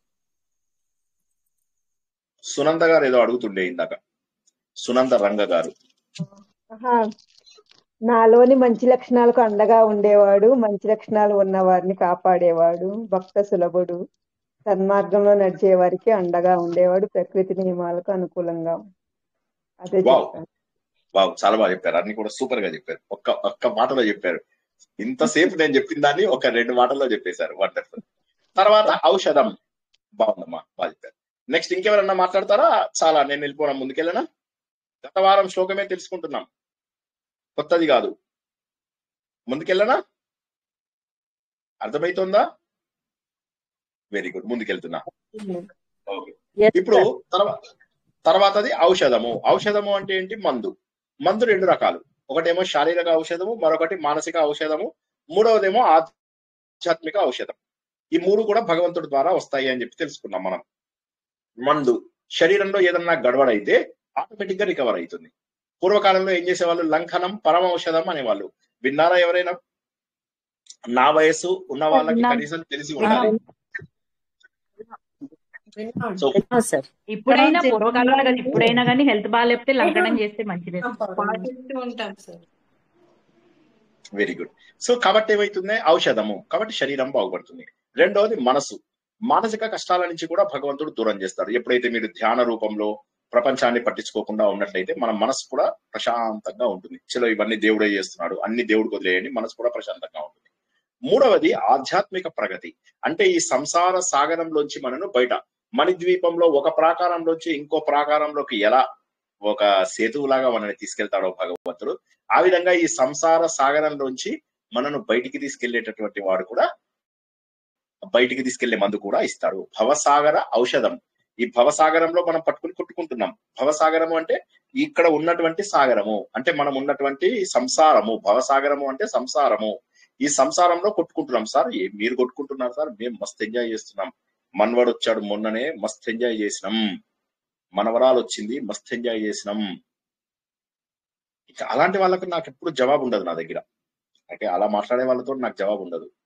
ఈ భవసాగరము అనేటటువంటిది శాశ్వతం అనుకుంటున్నావు, ఈ శాశ్వతం కాదు, ఎప్పటికైనా మనం వదిలేసి వెళ్ళిపోవాలి అని చెప్పి తెలుసుకున్న వాడు ఏంటంటే దాని నుంచి దాటుతాడు. దానికి కూడా ఔషధము భగవంతుడే. సో ఆ భవసాగరం నుంచి మనం దాటేవాడేవాడు విష్ణువు. విష్ణుమూర్తి యొక్క సహస్రనామాలు తెలుసుకుంటున్నాము. భగవంతుడు, విష్ణువు అంటే ఎవరు? భగవంతుడు. అన్ని చోట్ల వ్యాపించి ఉన్నటువంటి వాడు విష్ణువు. ఆ విష్ణువు యొక్క లక్షణాలు. మనకు విషయాల నుంచి విష్ణువు దాకా ఎదగాలి. విషయాలు అంటే బయట దొరికే వస్తువులు. విషయాల నుంచి విష్ణువు దాకా ఎదగాలి. బాగుందా ఈ సెంటెన్స్? నిద్రలో సార్ ఉంటాను. విషయాల నుంచి విష్ణు దాకా ఎదగాలంటే ఏం చెయ్యాలి సార్? ఏంటండి? విషయాల నుంచి విష్ణు దాకా ఎదగాలన్నారు. అలాగే ఎదగాలంటే ఏం చెయ్యాలండి? విషయాల్ని అంటే భవబంధాల్ని వదిలేసి అలాగా దైవ ప్రార్థనలు అవి చేసుకోవాలంటారా ఏంటి? అది మనలో దైవ లక్షణాలు పెంపొందించుకోవాలి. ధ్యానంతో వస్తుందా సార్? కాదు, ఆ రెండు ఇప్పుడు 3 చెప్పారు, 3 కరెక్టే. మొదటి వాళ్ళు ఏం చెప్పారంటే మనలోనే దైవాన్ని చూసుకోవాలి, ఓకే ఫైన్. రెండవది ఏంటంటే ధ్యానం చేయాలి, అది కూడా కరెక్టే. మూడవది ఏంటంటే భవబంధాలను వదిలేయాలి, అది కూడా కరెక్టే. భవబంధాలను ఎలా వదిలేస్తారు? ఒక్క రోజులో వదిలేస్తారా? ప్రశ్న అడిగిన వారు ఎవరో వారు ఒక్కసారి అన్మ్యూట్ చేసుకొని చెప్పండి. భవబంధాలను ఒక రోజులో వదిలేస్తారా? సాధన చేయాలి. వదిలేయాలంటే ఏమో సార్, ఒక్కొక్కసారి అలాగ అనిపిస్తుందండి వదిలేయాలని, కానీ ఒక్కొక్కసారి ఏంటో మళ్ళీ పట్టుకోవాలనిపిస్తుంది. ఏంటో మరి పట్టుకోవాలనిపించడం 2 విధాలుగానే ఉంటుందండి అది. అయితే తప్పు. అదేంటంటే మెల్లమెల్లగా ఎదగాలి. నేనేమంటున్నానంటే ఒక రోజులో రాదు, అది నేను ఒప్పుకుంటాను. ఒక రోజులో రాదు, ఒక రోజులో రాదు, కానీ మెల్లమెల్లగా ఎదగాలి. మెల్లమెల్లగా ఎదగాలంటే ఏంటి? ఏం చేస్తాం? పిల్లల్ని తీసుకొని పిల్లలు కనగానే నేను నాకు వైరాగ్యం రావాలి, అరే పడేరా, బయట పడే, ఇట్లా బయట పడేస్తామా? కొన్ని దేశాలలో ఆడపిల్లలు పుడతారు, పుట్టగానే వాళ్ళు ఏం చేస్తారు? వెంటనే చెత్తబుట్టల్లో పడేస్తుంటారు. మనం అలా చేస్తామా? చెయ్యం కదా. సో చిన్నప్పుడు అలా చేయమని కాదు ఇక్కడ. భవబంధాలను ఒక స్థాయి తర్వాత వదులుచుకోవడమే కదా మనకు హిందూ ధర్మం నేర్పించింది. దాని మీద మనం ఒక రోజంతా క్లాస్ తీసుకున్నాం. ధర్మము, అర్థము, కామము, మోక్షము అని చెప్పేసి. మోక్ష మార్గంలోకి ప్రవేశించే వాళ్ళు చేయాలి అంటే సుమారుగా 45 ఏళ్ల వయసు వచ్చిన తర్వాత మెల్లమెల్లగా అర్థమవుతూ ఉండాలి. ఇక్కడ తెల్ల జుట్టు వస్తుంటే అర్థం కాదా? థైరాయిడ్ వస్తుంటే అర్థం కాదా? బీపీ వస్తుంటే అర్థం కాదా? షుగర్ వస్తుంటే అర్థం కాదా? శరీరంలో సత్వ తగ్గిపోతుంటే అర్థం కాదా? మనసు కృషించిపోతుంటే అర్థం కాదా? మన దగ్గర ఉన్నటువంటి వాళ్ళందరూ మనల్ని పట్టించుకోకుండా ఉంటే అర్థం కాదా? అర్థమయ్యి అప్పుడు మనము మెల్లమెల్లగా వైరాగ్యం వైపుకు రావాలి. కానీ అప్పుడు కూడా వైరాగ్యం వైపుకు రాకపోతే ఎలాగా? ధృతరాష్ట్రుడు ఉన్నాడు. ధృతరాష్ట్రుడికి మనకప్పుడు ఏం తేడా ఉండదు. ధృతరాష్ట్రుడు ఏం చేశాడు? పిల్లలు చచ్చిపోయారు, మనవాళ్ళు చచ్చిపోయారు, అందరూ చచ్చిపోయారు, భార్య మిగిలింది. తను ధర్మరాజు మంచాడు కాబట్టి ఏం చేస్తుంటాడు? ధర్మరాజు పెదనాన్న అని చెప్పేసి రోజు ఆయనని మంచిగా ప్రేమగా చూసుకుంటూ ఉంటాడు. ధర్మరాజు వెళ్ళిపోగానే వెంటనే భీముడు స్టార్ట్ అవుతాడు. వాళ్ళు అన్నం తినిపించడానికి వస్తే నాకు ఇయ్యండి అంటాడు అన్నం ప్లేటు. చీగా మాట్లాడతాడు. పెదనాన్న నేను నీ పిల్లల్ని ఇలా చంపేశాను, నేను నీ పిల్లల్ని అలా చంపేశానని బాధ పెడుతూ ఉంటాడు. చాటు నుంచి అర్జునుడు చూసి నవ్వుకుంటూ వెళ్ళిపోతుంటాడు. నకులుడు సహదేవుడు మాత్రం వెళ్ళరు, వాళ్ళు గోడ చాటు నుంచి మొత్తం వింటూ ఉంటారు. వాళ్ళకి భీముడు ధృతరాష్ట్రుడిని బాధ పెడుతూ ఉంటే చాలా సంతోషం. సో అలా చేస్తూ ఉంటారు. కొన్ని రోజులకు విదురుడు వస్తాడు. విదురుడు వచ్చి విదురుడు యుద్ధం చేయడు అనమాట, మహాభారత యుద్ధం చేయకపోతే విదురుడు వస్తాడు. విదురుడు రాగానే ధృతరాష్ట్రుడు బాధపడతాడు. అన్ని బాగున్నాయి అయ్యా, ధర్మరాజు మహానుభావుడు, పొద్దున్నే వచ్చి నా కాళ్ళకి దండం పెట్టకుండా ఏ పని చెయ్యడు, నన్ను అడగకుండా ఏ పని చెయ్యడు, అన్ని పనులు నాతోటే చేయిస్తాడు, మహానుభావుడయ్యా, కానీ రోజు భీముడు పెట్టే బాధలు నేను తట్టుకోలేకుండా ఉన్నానయ్యా అంటాడు. అంటే అన్నా ఎందుకు ఇంకా నువ్వు ఇంత మోహంలో ఉన్నావు? ఇప్పటికైనా బంధం వదిలేయాలని లేదా? ఇప్పుడు మనకి ఎవరైతే ఇందాక అడిగారో ప్రశ్న, వారిలాగానే ఉండాలనిపిస్తుంది, వెళ్ళాలనిపిస్తుంది రాగా. అప్పుడు విదురుడు అంటాడు, ఇప్పటికైనా నీకు అర్థం కాలేదయ్యా, నీ పిల్లలు చచ్చిపోయారు, నీ ప్రపంచం అంతా పోయింది, ఇంకా ఎవడో వచ్చి పరిచారకులు చేయించే గొప్పతనానికి తర్వాత ఈ నగలు అవి పెట్టుకోవడం వీటి మీద నువ్వు ఆధారపడుతున్నావు, తెల్ల జుట్టు వచ్చేసింది, ముసలివాడి అయిపోయావు, శరీరం కృషించిపోయింది, ఇక ఇప్పటికైనా వెళ్ళవయ్యా, వానప్రస్థానికి వెళ్ళు, నీ వయసు వాళ్ళందరూ వానప్రస్థానికి వెళ్ళిపోతున్నారు, నువ్వు మాత్రం ఇక్కడే కూర్చుని మన అందరినీ చూసుకుంటూ కూర్చుంటున్నావు, భోగభాగ్యాలు అనుభవించాలనుకుంటున్నావు, కార్లు బంగ్లాలు కావాలనుకుంటున్నావు అనగానే నాకు వచ్చేసిందయ్యా, వైరాగ్యం వచ్చేసింది, వెళ్ళిపోతా, tomorrow morning first thing in the morning I will do it అంటాడు. సరే విదురుడు వెళ్ళగానే నైట్ గాంధార్ అడుగుతుంది, ఏంటంటే రేపు పొద్దున్న వెళ్తున్నామా అని. అంటే ఆలోచిద్దాంలే అంటాడు. మళ్ళీ ఒక 10 రోజులు అయ్యాక మళ్ళీ గాంధార్ అడుగుతుంది, ఏం సారు ఏం చేద్దాం, పోదామా వద్దా అంటే ఊకో ఏం మాట్లాడుతున్నావు అంటాడు. ఓ రోజు గాంధారికి కోపం వస్తుంది. కోపం వచ్చి నేను ఇట్లా ఇంగ్లీష్ లో తెలంగాణలో తెలుగులో తిడితే నీకు అర్థం కావడం లేదని సంస్కృతంలో తిడుతుంది. తిట్టగానే అప్పుడు వైరాగ్యం వస్తుంది ఆయనకి. అప్పుడు భార్యను తీసుకుని వెళ్ళిపోతాడు. వెళ్ళిపోయి అడవి లోపల తపస్సు చేసుకోవడం మొదలెడతాడు. కందమూలాలు తినడం మొదలెడతాడు. మొదలగానే అప్పుడు ఆయనకి నిజంగా జీవితంలో ఆనందం అంటే ఏంటో తెలుస్తుంది. ప్రశాంత చిత్తుడైపోతాడు, ఆనందంగా అయిపోతాడు, నిర్మలత్వం వస్తుంది, మహానుభావుడుగా మారిపోతాడు. తను చేస్తున్న తప్పులన్నీ తెలిసిపోతూ ఉంటాయి. ప్రతి తప్పుకి పశ్చాత్తాపడుతూ ఉంటాడు. ప్రాయశ్చిత్తం అంతా జరిగిపోయింది, పాపంలన్నీ ఇక్కడే పోగొట్టుకున్నాడు. ఆ సమయం లోపల ధర్మరాజు మాటి మాటికి వచ్చి పెదనాన్నని వానప్రస్థంలో అప్పుడప్పుడు వచ్చి ప్రశ్నలు అడుగుతూ ఉంటాడు అనమాట. ఒక రోజు అంటాడు, అరే భీముని వాళ్ళని అందరినీ తీసుకురారా, ఒకసారి చూడాలనుంది అంటాడు. అనగానే అప్పుడు ఒక రోజు భీముడు వీళ్ళు వాళ్ళందరినీ తీసుకొస్తాడు. రాగానే ఈయనకి 170 ఏళ్ళు ఉంటాయి. ఎవరు మన ధృతరాష్ట్రుడికి 170, 180 ఏళ్ళు ఉంటాయి. ఈయన భీముడికి 120, 125 ఏళ్ళు సుమారుగా ఉంటాయి. 130 ఏళ్ళ దాకా ఉంటాయి. భీముడిని ఒళ్ళో కూర్చోబెట్టుకుంటాడు. నాన్న, నేను నీ విషయంలో తప్పు చేశానురా, చాలా తప్పు చేశాను. విషం ఇప్పించినప్పుడు నేను మాట్లాడలేదు, నీకు చేతులు కట్టేసి నీళ్ళలో పడేసినప్పుడు నేను మాట్లాడలేదురా, నన్ను క్షమించరా అంటాడు. అంత భీముడు ఘోరంగా ఏడుస్తాడు తెలుసా. మొట్టమొదటిసారిగా గుండెకి చిల్లుబడి కళ్ళలోంచి అలా కారిపోతూ ఉంటాయి ధారగా భీముడికి. పెదనాన్న, అవన్నీ ఎందుకు ఇప్పుడు జ్ఞాపకం చేస్తావు? లేదురా, ప్రాయశ్చిత్తం అనేటటువంటిది ఇలాగే జరుగుతుంది. నాలో పశ్చాత్తాపమే ప్రాయశ్చిత్తం. ఎన్ని తప్పులు చేశాను రా, ఎన్ని తప్పులు చేశాను. సో కాబట్టి మీ ప్రశ్నకు జవాబు ఏంటంటే, ఒక్క నిమిషం, మీ ప్రశ్నకు జవాబు ఏంటంటే, మార్పు రాని వాళ్ళు వేస్ట్, జీవితంలో వృధా చేసుకున్నట్టే వయసుని. మార్పు వచ్చి తీరాలి. ఒక సమయం తర్వాత మార్పు వచ్చి తీరాలి. ఎందుకంటే మన శరీరం సహకరించదు కదా. మీరు అన్నట్టుగా శరీరం సహకరించింది, మనం ఇంకో 500 ఏళ్ళు బతుకుతామంటే ఎస్, మీరు అనుకున్నట్టుగా సంతోషంగా ఉండొచ్చు గృహస్థాశ్రమంలో. కానీ శరీరం సహకరించదు, జనాలు ఇష్టపడరు మనని, మనుషులు మనని ఇష్టపడరు. ఇటువంటి సమయం లోపల మనం ఇంకా కూడా సుఖాలు, భోగాలు, భాగ్యాలు అనుకుంటూ ఆలోచించకూడదు. జై శ్రీకృష్ణ. ఓకేనా? ఇంకెవరికైనా ప్రశ్నలు ఉన్నాయా? ఓకే. తర్వాత నెక్స్ట్ జగత సేతుహు అన్నాడు. జగత సేతుహు అంటే ఈ జగత్తు మొత్తానికి, అంటే సేమ్ ఔషధం లాగానే ఈ ప్రపంచం మొత్తాన్ని కూడా ఈ జగముల నుంచి దాటించేవాడు. అంటే ఇక్కడి నుంచి, ఈ భూమి నుంచి మనకు డైరెక్ట్ గా మోక్ష మార్గానికి తీసుకెళ్లేటటువంటి వాడు. అటువంటి వాడిని జగత సేతుహు అంటాడు. ఈ ప్రపంచం మొత్తానికి కూడా ఒక వారధిలాగా ఉపయోగపడేవాడు. చెడు నుంచి మంచికి, అధర్మం నుంచి ధర్మంకి, అసత్యం నుంచి సత్యానికి, అంధకారం నుంచి వెలుగుకి ఇలా తీసుకెళ్లేటటువంటి వారధి ఎవరయ్యా అంటే భగవంతుడు. చివరిగా సత్యధర్మ పరాక్రమం అంటే తెలుసుకున్నాం. సత్యధర్మ పరాక్రమ అంటే ఏంటి? ఎవరైతే సత్య మార్గంలో వెళ్తారో, ఎవరైతే ధర్మ మార్గంలో వెళ్తారో వారికి కావలసినటువంటి శక్తిని ఇచ్చేవాడు భగవంతుడు అనే ఒక అర్థం అయితే, భగవంతుడికే సత్యం ఉంది, భగవంతుడికే ధర్మం ఉంది, తద్వారా పరాక్రమం కూడా చూపించగలడు. అంటే ఈ సత్యము ధర్మం అంటే సర్వజ్ఞత ఉంది ఆయన లోపల, సత్యం అనేది ఉంది, ధర్మ లక్షణం ఉంది, బలము ఉంది. ఇవన్నీ కలిగినటువంటి ఇవన్నీ కూడా ఒక మిక్సీలో పోసి మంచిగా గ్రైండ్ చేస్తే ఏదైతే లక్షణం వస్తుందో అదే భగవంతుడు అని చెప్పి చెప్తాడు. దానికి ఉదాహరణగా మనం రాముడు, కృష్ణుడు, శివుడు, గణపతి, మీరు తోచిన దేవుని చెప్పుకోవచ్చు. అది ఇక్కడ ఈ శ్లోకం మొత్తము మనం రెండవసారి కూడా తెలుసుకున్నాం. ఓకేనా? బాగుందా ఈ శ్లోకము? 31వ శ్లోకము చాలా బాగుంది సార్. చాలా బాగా చెప్పారు, చాలా వివరంగా చెప్పారు సార్. ఓకే. తర్వాత శ్లోకం ఇంకొక 6 నిమిషాల టైం ఉంది. పొడి చెప్పనా? ఇంకొక తర్వాత శ్లోకం కొద్దిగా ప్రారంభించనా? ఎవరైనా చదువుతారా? భూత భవ్య భవన్నాథ పవన పవనోనల, చెప్పండి ఎవరైనా చదవండి. భూత భవ్య భవన్నాథ పవన పావనో నలః కామః కామకృత్కాంతః కామః కామప్రద ప్రభుః. Very good. సో ఇప్పుడు ఇక్కడ మనము ముందు తెలుసుకోవాలి భూతకాలము, భవ్య, భవన్నాథ. ఇందులో మనం ఏమైతుందంటే భూతకాలము, భవిష్యత్ కాలము, వర్తమాన కాలము, ఈ 3 కాలాలకు భగవంతుడే నాథుడు అన్నాడు. అంటే ఏంటి? ఈ ప్రపంచంలో ఉన్న గడిచేసిన ఆల్రెడీ గడుస్తున్నవి, జరగబోయేవి, వీటన్నిటికీ కూడా భగవంతుడే నాథుడు. అంటే వీటన్నిటికీ కూడా ఆధారం ఎవరు? భగవంతుడు.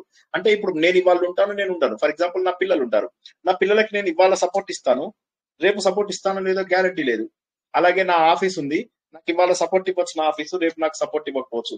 అదే విధంగా మీరున్నారు, మీకు మీ పిల్లలు ఇవాళ సపోర్ట్ ఇవ్వచ్చు, రేపు ఇవ్వకపోవచ్చు. కానీ భగవంతుడు అలా కాదు.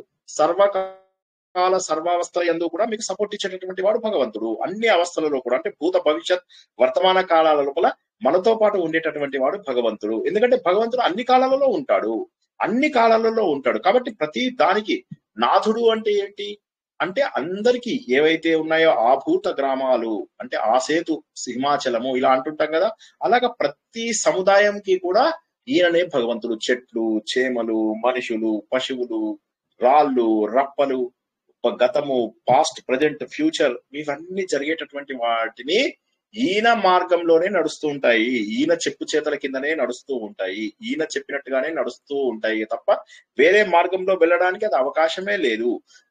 అదిగాక ఇంకొక మీనింగ్ ఏంటంటే కర్మఫల ప్రదాత. ఇప్పుడు మీరు ఇవాళ చేసుకున్నటువంటి పాపములు వచ్చే జన్మలో అనుభవిస్తారు, పోయిన జన్మలలో చేసుకున్నటువంటి పాపపుణ్యాలు ఈ జన్మలో అనుభవిస్తాం. ఏ రూపంలో అనుభవిస్తాం? ఏ రూపంలో అయినా అనుభవించవచ్చు. రాయిలాగా అనుభవించవచ్చా? అనుభవించవచ్చు.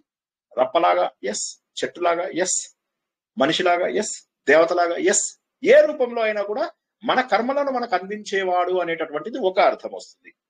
మరి భగవంతుడు ఎలా ఉంటాడు? రాయిలాగా ఉంటాడా? రాయైతేనేమిరా దేవుడు, హాయిగా ఉంటాడు జీవుడు, ఉన్న చోటే గోపురం కాపురం. సో భగవంతుడు అన్ని చోట్ల ఉన్నాడు. భగవంతుడు ఒక్క రాయిలో లేడు, అన్ని చోట్ల కూడా ఉన్నాడు.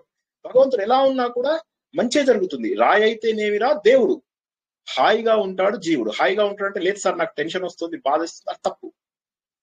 భగవంతుడు ఉండగా మనమేమనమే భయపడడానికి. ఉదాహరణకు నేను ఎగ్జామ్ హాల్లో పెన్ను తీసుకెళ్లాను, పెన్ను తీసుకెళ్తే పెన్ను వణుకుతుందిరా, ప్రశ్నలు చూసి పెన్ను వణుకుతుంది. అదేంటి పెన్ను ఎందుకు వణుకుతుంది? వణకాల్సింది నేను కదా.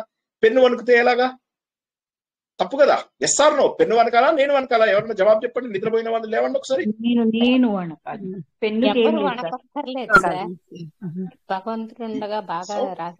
అదే విధంగా భగవంతుడి చేతిలో నేను పెన్నుని.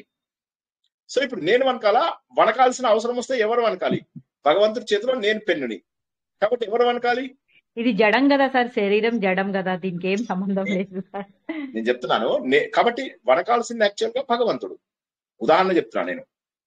కాబట్టి మనం ఏంటంటే అన్ని దేవుడికి వదిలేయాలంతే. నేను ఎందుకు భయపడాలి? మధ్యలో జరగాల్సింది, జరగబోయేది, జరిగినవి అన్ని కూడా భగవంతుడి కంట్రోల్లో ఉన్నప్పుడు, ఆధీనంలో ఉన్నప్పుడు నేను కేవలము సంకల్పం ద్వారా నన్ను నేను దృఢపరచుకుంటాను. నా లోపల సంకల్పం ద్వారా నేను ఒక మహానుభావుడిగా అవుతాను, నా లోపల సంకల్పం ద్వారా నేను గట్టిపడతాను అని చెప్పేటటువంటిది ఒక అద్భుతమైనటువంటి ఉద్దేశం. కాబట్టి ఒకటే గుర్తుంచుకోండి, భగవంతుడు అనేటటువంటిది మనం ఏదైతే ఉందో అది గుర్తించడం అన్నిటికంటే గొప్పది. భగవంతుడు ఉన్నాడు అని కనీసం గుర్తించండి. మనం ఆ సినిమా లోపల అత్తారింటికి దారిలో చెప్తాడు కదా, కనీసం మేము ఉన్నామని గుర్తించు అని చెప్తాడు కదా వాడు. అలాగా కనీసం ఉన్నామని గుర్తించు, వీలైతే క్షమించు, లేకపోతే శిక్షించు, కానీ మేము ఉన్నామని గుర్తించు. కాబట్టి నేను ఒకటే చెప్పేది ఏంటంటే భగవంతుడు ఉన్నాడని గుర్తించండి చాలు. లేడు అని అనుకోకండి. ఎట్టి పరిస్థితుల్లో కూడా భగవంతుడు లేడు అని అనుకోకూడదు. ఎందుకంటే మనకు వచ్చిన కష్టాల బట్టి ఏమనిపిస్తుంది అంటే మనకు భగవంతుడు లేడేమో అని అనిపించడం సహజం. కానీ ఇక్కడ మనం గుర్తించాల్సింది ఏంటంటే భగవంతుడు ఉన్నాడు కాబట్టి ఇవన్నీ కూడా జరుగుతున్నాయి. అయితే అవి మనం అనుకున్నట్టుగా జరగకపోవచ్చు. ప్రతిదీ జరుగుతుంది ఈ ప్రపంచంలో, అన్ని జరుగుతాయి. కానీ ఎగ్జాక్ట్లీ మనం అనుకున్నట్టుగా జరగాలి అని అనుకోవద్దు. ఎందుకంటే మనం అనుకున్నది ఇవాళ కరెక్ట్ అనుకుంటాం. ఇవాళ ఫలానా వాళ్ళతో పెళ్లి అయితే బాగుండు అనుకుంటాం. తర్వాత పెళ్లి అయింది అనుకో, పెళ్లి అయిన తర్వాత 30 ఏళ్ల లోపల బాధపడుతూ ఉండాలి. ఎందుకు చేసుకున్నాను దేవుడా, ఎందుకు చేసుకున్నానని. ఒక పిల్లాడు వచ్చి వాళ్ళ నాన్నని అడుగుతాడు, నాన్న how much it costs to get married అంటాడు. ఎంత ఖర్చు అవుతుంది పెళ్లి చేసుకోవడానికి అని. అంటే I don't know the cost but I'm still paying the price అంటాడు. సో అర్థమైన వాళ్ళకి అది. సో పెళ్లికి ఎంత ఖర్చు అవుతుంది అంటే, ఎంత ఖర్చు అవుతుందో తెలియదు కానీ నేను ఇప్పటికి కూడా చెల్లిస్తూనే ఉన్నాను అని చెప్పేసి అంటాడు అనమాట. సో అయితే ఆ విధంగా ఏమవుతుందంటే ఇక్కడ భగవంతుడు వదిలేసేయండి, భగవంతుడు చూసుకుంటాడు. Everything he will take care. ఇక నెక్స్ట్ వచ్చేది ఏంటంటే పవనః. పవనః అంటే ఏంటి? పవనము అంటే వాయువు అని చెప్పేసి ఒకటి తెలుసు మనకు. బాగా వీచేటటువంటి శక్తి ఉన్నటువంటి వాడు వాయుదేవుడు. మన లోపల ప్రాణ రూపంలో ఉన్నటువంటి వాడు అని కూడా అనుకోవచ్చు. తర్వాత మనకు చలన శక్తి ఇస్తున్నవాడు. పవనం అంటే మనకు చలన శక్తిని ఇచ్చేది అని అర్థం. ఇవన్నీ కాకుండా వాయుదేవుడు పవిత్రం కూడా చేస్తాడు. పవిత్రం చేసేవి 3: అగ్ని, వాయువు, ఇంకా నీరు. అంతేనా? ఈ మూడింటి లోపల జలం. సో కాబట్టి ఈ మూడింటి లోపల ఈ పవనం అనేటటువంటిది ఏదైతే ఉందో అది పవిత్రం చేస్తుంది అనే ఒక మీనింగు, వాయు రూపంలో మన శరీరంలో ఉంది అనేది ఒక మీనింగు, మనని కదిపేటటువంటి శక్తి, చలన శక్తి, గతి శక్తి అనేటటువంటిది ఒకటి. సో పవనః అంటే భగవంతుడు మనల్ని పవిత్రం చేసేటటువంటి వాడు అనే ఒక మీనింగు. వాయు రూపంలో మన శరీరంలో ప్రాణ రూపంలో ఉన్నటువంటి వాడు అని ఒక మీనింగు. ఇంకొక మీనింగ్ ఏం చెప్పానండి, ఆ చలన శక్తి, కదిలేటటువంటి శక్తి అని కూడా తెలుసుకున్నాము. ఓకేనా. తర్వాత పదము పావనః. పావనః అంటే భగవంతుడే పవిత్రం, భగవంతుడే ఈ ప్రపంచాన్ని మొత్తాన్ని కదిలిస్తూ పవిత్రం చేస్తున్నాడు. సో తనే పవిత్రమై ఉన్నాడు, ప్రపంచాన్నంతా కూడా పవిత్రం చేస్తున్నాడు. పావనుడు, పావనుడు అందరినీ కూడా పవిత్రం చేస్తున్నటువంటి భగవంతుడు. పావనం అయిపోయా నేను అమ్మయ్య పావనం అయిపోయాను అంటాడు. భగవంతుడు ఆల్రెడీ పావనుడు, అంటే భగవంతుడు ఆల్రెడీ పవిత్రుడు. భగవంతుడిలో దోషాలు ఉండవు, భగవంతుడి పంచాయతీలో తప్పులు ఉండవు, భగవంతుడు చేసే ప్రతి పని కరెక్టే, న్యాయమే, న్యాయ అని మనం ఇంతకుముందు తెలుసుకున్నాం. కాబట్టి పావనః అంటే ఏంటి, పవిత్రం అయిపోయిన వాడు. పావకః పవనః అంటే మనందరినీ పవిత్రం చేసేవాడు, మనందరినీ పవిత్రం చేసేవాడు. ఆయన ఒరిజినల్ గా ఫుల్ పవిత్రంగా ఉన్నాడు, ఆయన లోపల ఏ దోషాలు లేవు. మన లోపల ఏమైనా దోషాలుంటే వాటిని కూడా పోగొట్టేవాడు. పవనః పావనః రెండిట్లో చిన్న తేడా. పవనః అంటే మనని పవిత్రం చేసేవాడు, పావనః అంటే ఆల్రెడీ పావనుడు అయిపోయాడు భగవంతుడు. నేను కూడా నా లోపల నేను పవనః, ముందు నాలో దోషాలను క్లియర్ చేసుకుంటే నేనే పావనః. ఈ పాయింట్ అర్థం కాని వాళ్ళు అడగండి ఒకసారి. జై శ్రీకృష్ణ. అయిపోయింది, ఇంకొక 5 నిమిషాల్లో క్లోజ్ చేసుకుందాం. పవనః పావనః అర్థం కాని వాళ్ళు అడగండి. చాలా మంది నిద్రపోతున్నారు. పవనః అంటే సార్, పవనః అంటే జయశ్రీకృష్ణ సార్, మనలోని వాయు శక్తిని ఇచ్చేవాడు, మనని పావనం చేసేవాడు, తర్వాత మనలో చలన శక్తిని గతిని పెంచేవాడు. కరెక్టే సార్. అది పావన అంటే భగవంతుడు స్వయంగా పావనం అయి ఉన్నాడు. ఆయన పావనుడు, మనల్ని పావన చేస్తున్నాడు. పవనః అంటే మనల్ని పావన చేస్తున్నాడు, పావనః అంటే ఆయన పావనై ఉన్నాడు, ఆయనలో ఏ దోషాలు లేవు. ఆయననే పవిత్రుడు అని, ఆయననే పవిత్రుడు అంటే భగవంతుడిలో ఎటువంటి దోషాలు లేవు, ఎటువంటి దోషాలు లేనటువంటి వాడు. సో ఇప్పుడు దీన్ని రివర్స్ గా అర్థం చేసుకుంటే ఏంటి, నా లోపల ఏ దోషాలు లేకపోతే నేనే భగవంతుడిని. ఇది ఇలా అర్థం చేసుకోవాలి. దీన్ని అర్థం చేసుకునే పద్ధతిని బట్టి చాలా బ్యూటిఫుల్ గా ఉంటుంది. నా లోపల ఏ దోషాలు లేకపోతే నేనే పవిత్రుడిని అయిపోతాను. పవిత్రుడిని అయ్యాను అంటే నేనే పావనః. నన్ను నేను పవిత్రం చేసుకున్న తర్వాత నేను భగవంతుడిని అయిపోతాను అనేదాన్ని పావనః అంటావు. అర్థమైందా? పర్వాలేదు, ఎవరైనా అడగండి, మొహమాట పడద్దు. అర్థమైందా? అర్థమైంది సార్. తర్వాత అనలహ. అనలహ, అనలహ అంటే, అనలం అంటే ఎవరికైనా తెలుసా అండి? అనలుడు అంటే అగ్ని అని మీనింగ్ అన్నమాట. అనలుడు అంటే అగ్ని అని మీనింగ్. ఇంకొక మీనింగ్ ఏంటంటే అనల అంటే, అలా అంటే ఏమో అలం. అలం అంటే నాకు చాలు అంటాం. అలం అంటే నాకు చాలు, పర్యాప్తం అని చెప్పి. పరిమితులు అనలం అంటే పరిమితులు లేనటువంటి వాడు. అగ్నికి కూడా పరిమితులు లేవు. అగ్ని అనేటటువంటిది అలా దూసుకుపోతుంది. ఇంతకు ముందేమో భగవంతుని వాయుతత్వంలో చెప్పుకున్నాము పవిత్రం చేస్తాడని. ఇక్కడ అనలహ అని చెప్పేసి అగ్ని రూపంలో చెప్పుకుంటున్నాము. అగ్ని రూపంలో కూడా మనందరినీ కూడా పవిత్రం చేస్తాడు భగవంతుడు. అగ్ని లోపల సీతాదేవి పవిత్రమైంది, సో నేను కూడా వెళ్ళి దూకుతాను అంటే కుదరదు. అది అలా కుదరదు, దూకగండి, అనవసరంగా లేనిదోటి చెప్పి కన్ఫ్యూజ్ చేస్తున్నా. సో అనలహ అంటే ఏంటంటే అగ్నిదేవుడి రూపంలో భగవంతుడు ఉన్నాడు అనేది ఒకటి మీనింగు. అలం అంటే చాలు అనేటటువంటిది ఒక మీనింగు. అనలం అంటే చాలదు అంటే పరిమితులు లేనటువంటి వాడు అంటే లిమిట్. అలం అంటే లిమిట్, అనలం అంటే లిమిట్ లేనటువంటి వాడు అంటే సర్వత్రా వ్యాపించి ఉన్నాడు. నేను ఎన్నోసార్లు చెప్పాను, యూనివర్స్ ఈజ్ ఎవర్ ఎక్స్పాండింగ్. ప్రపంచం అంతా వ్యాపిస్తూనే ఉంది. ఎక్కడ ఉంటాడు దేవుడు? ఈ టెంపుల్లో ఉన్నాడండి దేవుడు, ఈ టెంపుల్లోనే ఉన్నాడు. లేదు, అలా పరిమితులు పెట్టకూడదు దేవుడికి. దేవుడు సర్వత్రా వ్యాప్తి చెందినటువంటి వాడు. అంటే భగవంతుడు ఆత్మ అనే ఒక మీనింగ్ కూడా ఉంది. అంటే ఆత్మ అనేటటువంటిది అన్ని చోట్ల వ్యాపించి ఉన్నది. కాబట్టి అన్ని చోట్ల కూడా ఆత్మ రూపంలో ఉన్నటువంటి వాడు అనలుడు, అగ్ని రూపంలో ఉన్నటువంటి వాడు అనలుడు, పరిమితి లేనటువంటి వాడు అనలుడు. ఈ మూడు అర్థం కాని వాళ్ళు అడగండి ఒకసారి. ఇంకొకటి కూడా ఉంది, అది కూడా చెప్తాను.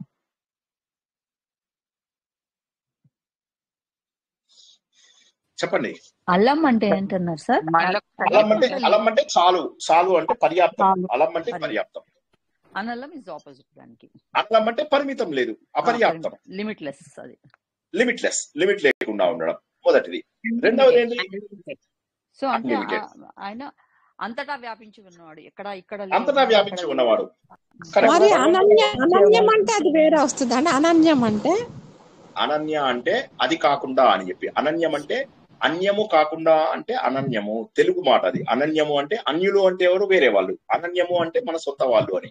ఆ అనన్యానికి అనలానికి ఏమీ సంబంధం లేదు. అనన్యము అంటే ఏంటి, అన్యులు అంటే వేరే వారు, అనన్యము అంటే ఏంటి, అన్యులు కాని వాళ్ళు అని చెప్పి మీనింగ్.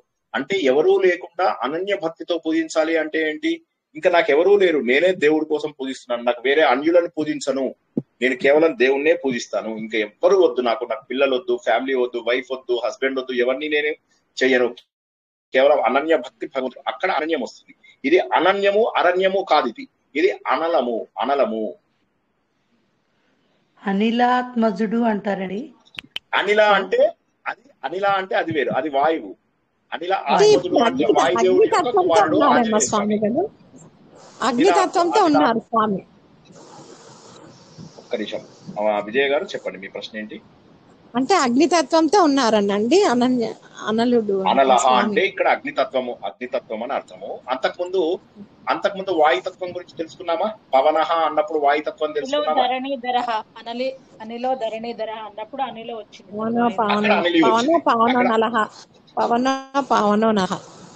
కరెక్ట్. పవనహ, పావనహ, అనలహ. ఇక్కడ 3 పదాలు వస్తాయి. పవనహ, పావనహ, అనలహ. ఓకేనా? 3 పదాలు వచ్చాయి ఇక్కడ. పవనహ అంటే ఏంటి, వాయువు. పావనహ అంటే ఏంటి, మన పవిత్రుడు అయిపోయిన వాడు, ఆల్రెడీ పవిత్రుడు అయిపోయిన వాడు. అనలహ అంటే ఏంటి, పరిమితం లేనటువంటి వాడు అని ఒక అర్థం తీసుకుంటాము. అగ్నిదేవుడు అని ఒక అర్థం తీసుకుంటాము. సర్వత్రా వ్యాప్తి చెందాడు, పరిమితం లేదు కాబట్టి. పరిమితం లేనిది ప్రపంచంలో ఒకటే, అది భగవంతుడి యొక్క ఆత్మ, పరమాత్మ. అన్ని చోట్ల వ్యాపించి ఉంది. భగవంతుడు అనబడే ఎలక్ట్రిసిటీ ప్రపంచమంతా వ్యాపించి ఉంది. మనందరము సెల్ ఫోన్లు, ల్యాప్టాప్లు, ఫ్యాన్లు, ఫ్రిడ్జ్ లాగా అన్నమాట. అదే ఎలక్ట్రిసిటీని తీసుకుని మనం అందరము బతుకుతున్నాము. కాబట్టి భగవంతుడి యొక్క శక్తి ప్రపంచమంతా వ్యాపించి ఉంది. కాబట్టి అనలహ అంటే అంతటా వ్యాపించి ఉన్నటువంటి ఆత్మస్వరూపము అనేటటువంటి ఒక అర్థం కూడా వస్తుంది. ఇంకొక అర్థం కూడా ఉంది. అనలహ అంటే ఏంటంటే గంధము లేనటువంటి వాడు. గంధము అంటే వాసన, అనలము అంటే గంధము, గంధరహితము. గంధరహితము అంటే ఏంటంటే భూమితత్వం. గంధము, భూమికి ఏమేమి లక్షణాలు ఉంటాయి? 5 లక్షణాలు ఉంటాయి. శబ్ద, స్పర్శ, రూప, రస, గంధాలు అనే 5 లక్షణాలు ఉంటాయి. ఈ 5 పంచభూతాలు అంటారు.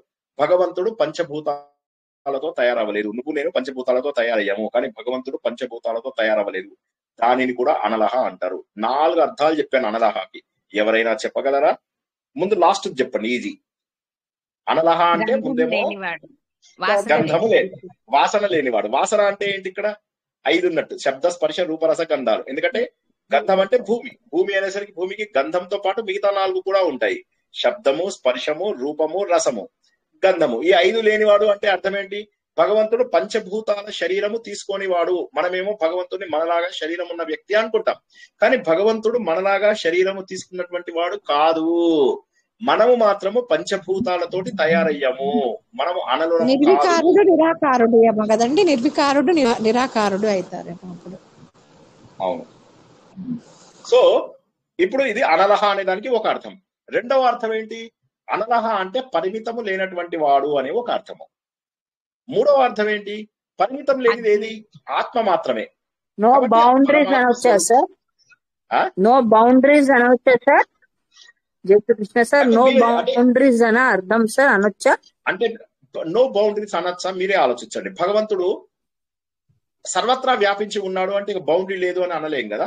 భగవంతుడు అంతటా వ్యాపించి ఉన్నాడు. బౌండరీ అంటే ఒక గీత, అంటే ఒక దగ్గర లిమిట్ గా పెట్టలేము అని. లిమిట్లెస్ అంటే లిమిట్ గా ఒక దగ్గర స్థిరంగా పెట్టలేము. అంటే ఈ ఆలయంలోనే దేవుడు ఉన్నాడు అంటే నో లిమిటేషన్. భగవంతుడికి అన్ని చోట్ల ఉన్నాడు, సర్వత్రా వ్యాప్తి చెందినవాడు అనే దానికి కూడా అనలహ అని వస్తుంది. అలా వ్యాప్తి చెందినది ఏది? కేవలము ఆత్మనే. ఆమ్ని ప్రెజెంట్, అంతటా వ్యాప్తి చెందే ఆత్మస్వరూపం. అనలహకి 4 అర్థాలు చెప్పేవాళ్ళు రెడీగా ఉండండి. ఆత్మ సుఖము వీడి నీ ఆట కొరకు పాత్ర పోషణ చేసిది సూత్రధారి, విశ్రమించదని పాదం ఆశ్రయించి పరమ కరుణాంతరంగా శ్రీ పాండురంగ. జై శ్రీకృష్ణ. ఇప్పుడు అడగండి, అనలహకి ఎవరైనా 4 అర్థాలు చెప్పండి. జై శ్రీకృష్ణ సార్. చెప్పండి. అగ్ని రూపంలో ఉన్నవాడు, పరిమితం లేనివాడు, సర్వత్రా వ్యాపించిన వాడు, వాసనలు లేనివాడు. అంటే మనం పంచభూతాలతో తయారైన మనం.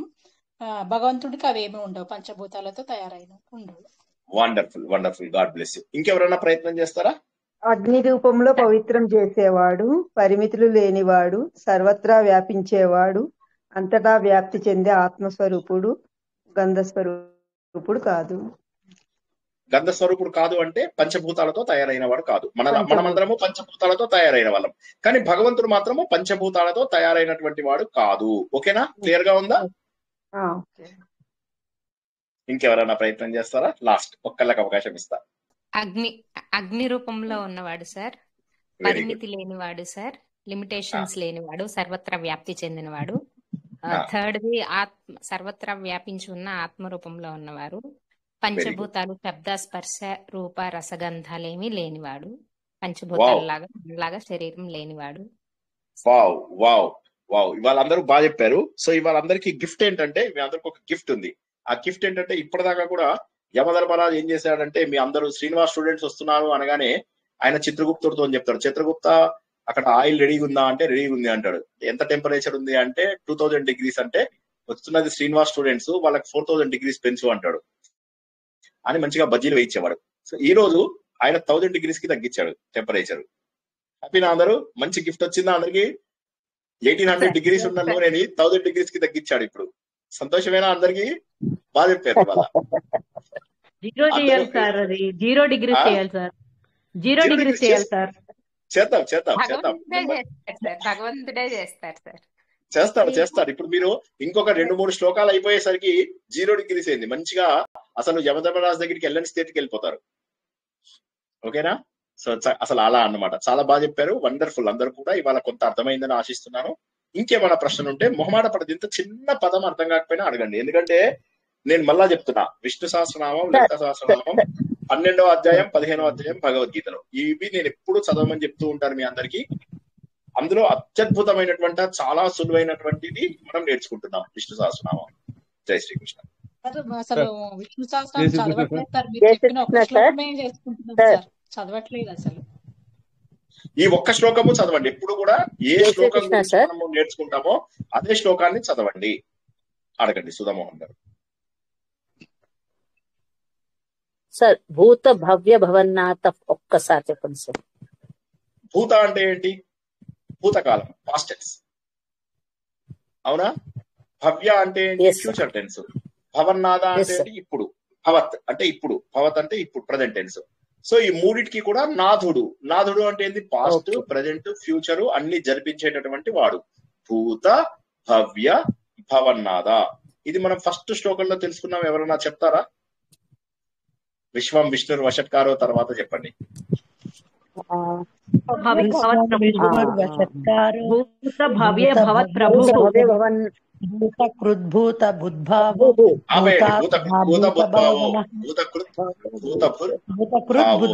మనకు వచ్చేసింది అంటే అక్కడే మనకు వచ్చేసింది. భగవంతుడు పాస్ట్ ప్రజెంట్ ఫ్యూచర్ లో ఉన్నాడు అనేటటువంటిది అక్కడే వచ్చేసింది.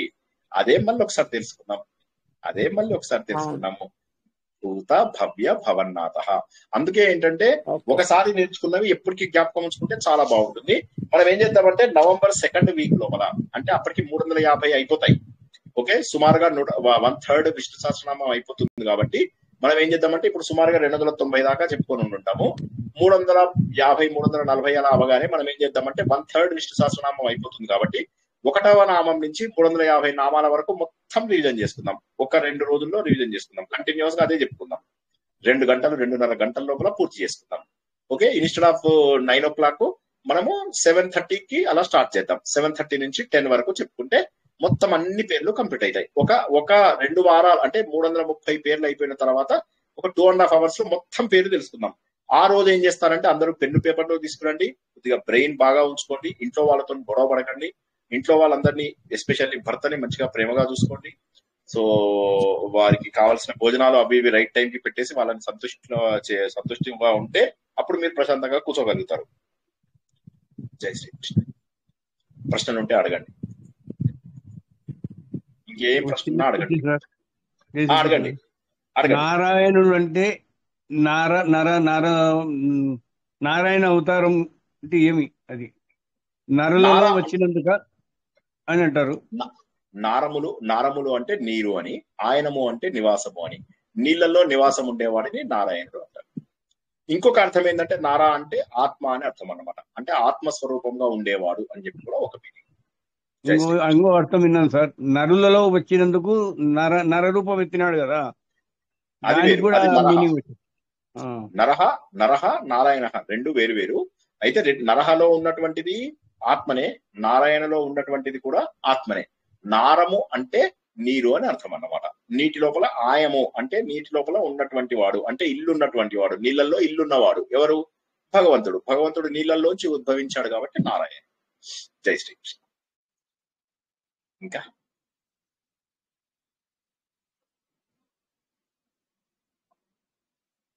ఓకేనా? కృష్ణ సార్, ఈ రోజు డాక్యుమెంట్ పెట్టారు కదా PDF ఫైల్, అందులో 31 వరకే ఉంది. అంటే అమృతం ఆ శ్లోకము, మీరు చివర్లో చెప్పిన శ్లోకము వర్డ్స్ స్ప్లిట్ ఇది రేపు ఒక్కసారి పెడతారా అందులో? అది నేను పెట్టలేదమ్మా, మీరు పెట్టారు. మీరు నాకు నేను అలా రాసుకున్న నోట్స్, సారీ. నేను కాదు ఆ నోట్స్ పెట్టింది, మీరే స్టూడెంట్సే పెట్టారు అవి. ఒకరేమో సూర్యశ్రీ మేడం పెట్టారు, ఇంకొకరేమో మన కృష్ణవేణి మేడం పెట్టారు. ఓకేనా? నా ప్రవచనం విని మీరు పెట్టాలి నోట్స్. నోట్స్ ఎప్పుడూ కూడా వేరే వాళ్ళు ఇవ్వకూడదు, మీరు ప్రిపేర్ చేసుకోవాలి. మీకు వీలు కానప్పుడే వేరే వాళ్ళ నోట్స్ చదవాలి. చక్కగా అందరూ బాగా చేస్తున్నారు నోట్స్, చక్కగా చేసుకోండి అట్లాగా నోట్స్. జై శ్రీకృష్ణ. మీరు రాస్తున్న నోట్స్ అవి, నేను రాసిన నోట్స్ కాదు. నేను నోట్స్ రాస్తే మీకు అర్థమయ్యే స్టేజ్ లో ఉండదు. జై శ్రీకృష్ణ. సార్ మీరాబాయి చరిత్ర ఏం చెప్పండి సార్ మీరున్నప్పుడు. మీరాబాయి అండి. మీరాబాయి అదే స్టోరీ సార్ చెప్పండి సార్ అంటున్నాను. ఎప్పుడైనా చెప్తా తప్పకుండా. నాకు బుక్ దొరకలేదండి సార్. భక్తుల కథలు చెప్తాను. యూట్యూబ్ చూసాను సార్, నేను యూట్యూబ్ చూసాను. మీ ధర్మపత్ని పాడారు, చాలా బాగా పాడారు ఆ పాట. Meera bhajan correct. Very nice song, very nice. మా వైఫ్ క్లాసికల్ సింగర్, తను పాడితే ఐస్ కరిగిపోతుంది, ఇనుము కరిగిపోతుంది, పూలకం కరిగిపోయి కురిసిపోతుంది అనమాట. So nice.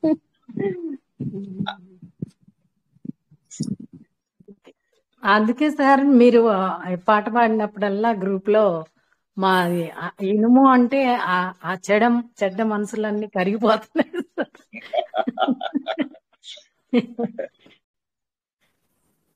ఓకేనా? ఇంకెవరికి ఏం ప్రశ్నలు లేవా? పాట వింటే మనసు అంతా ఇదైపోతుందండి, చాలా ఫ్రీగా ఉంటది ఒక పాట, మంచి పాట వింటే. అందుకే సార్ ఇంత బాగా ఆధ్యాత్మికం సైడ్ వెళ్ళారు మేడం, పాట విని, ధర్మపత్ని గారి పాటలు విని.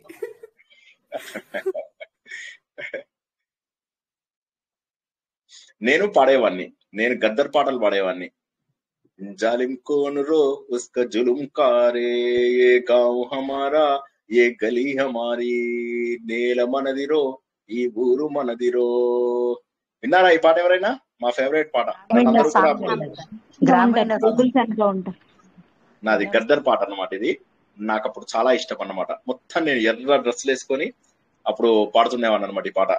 ఈ నేల మనదిరో జెండెన్నీయలో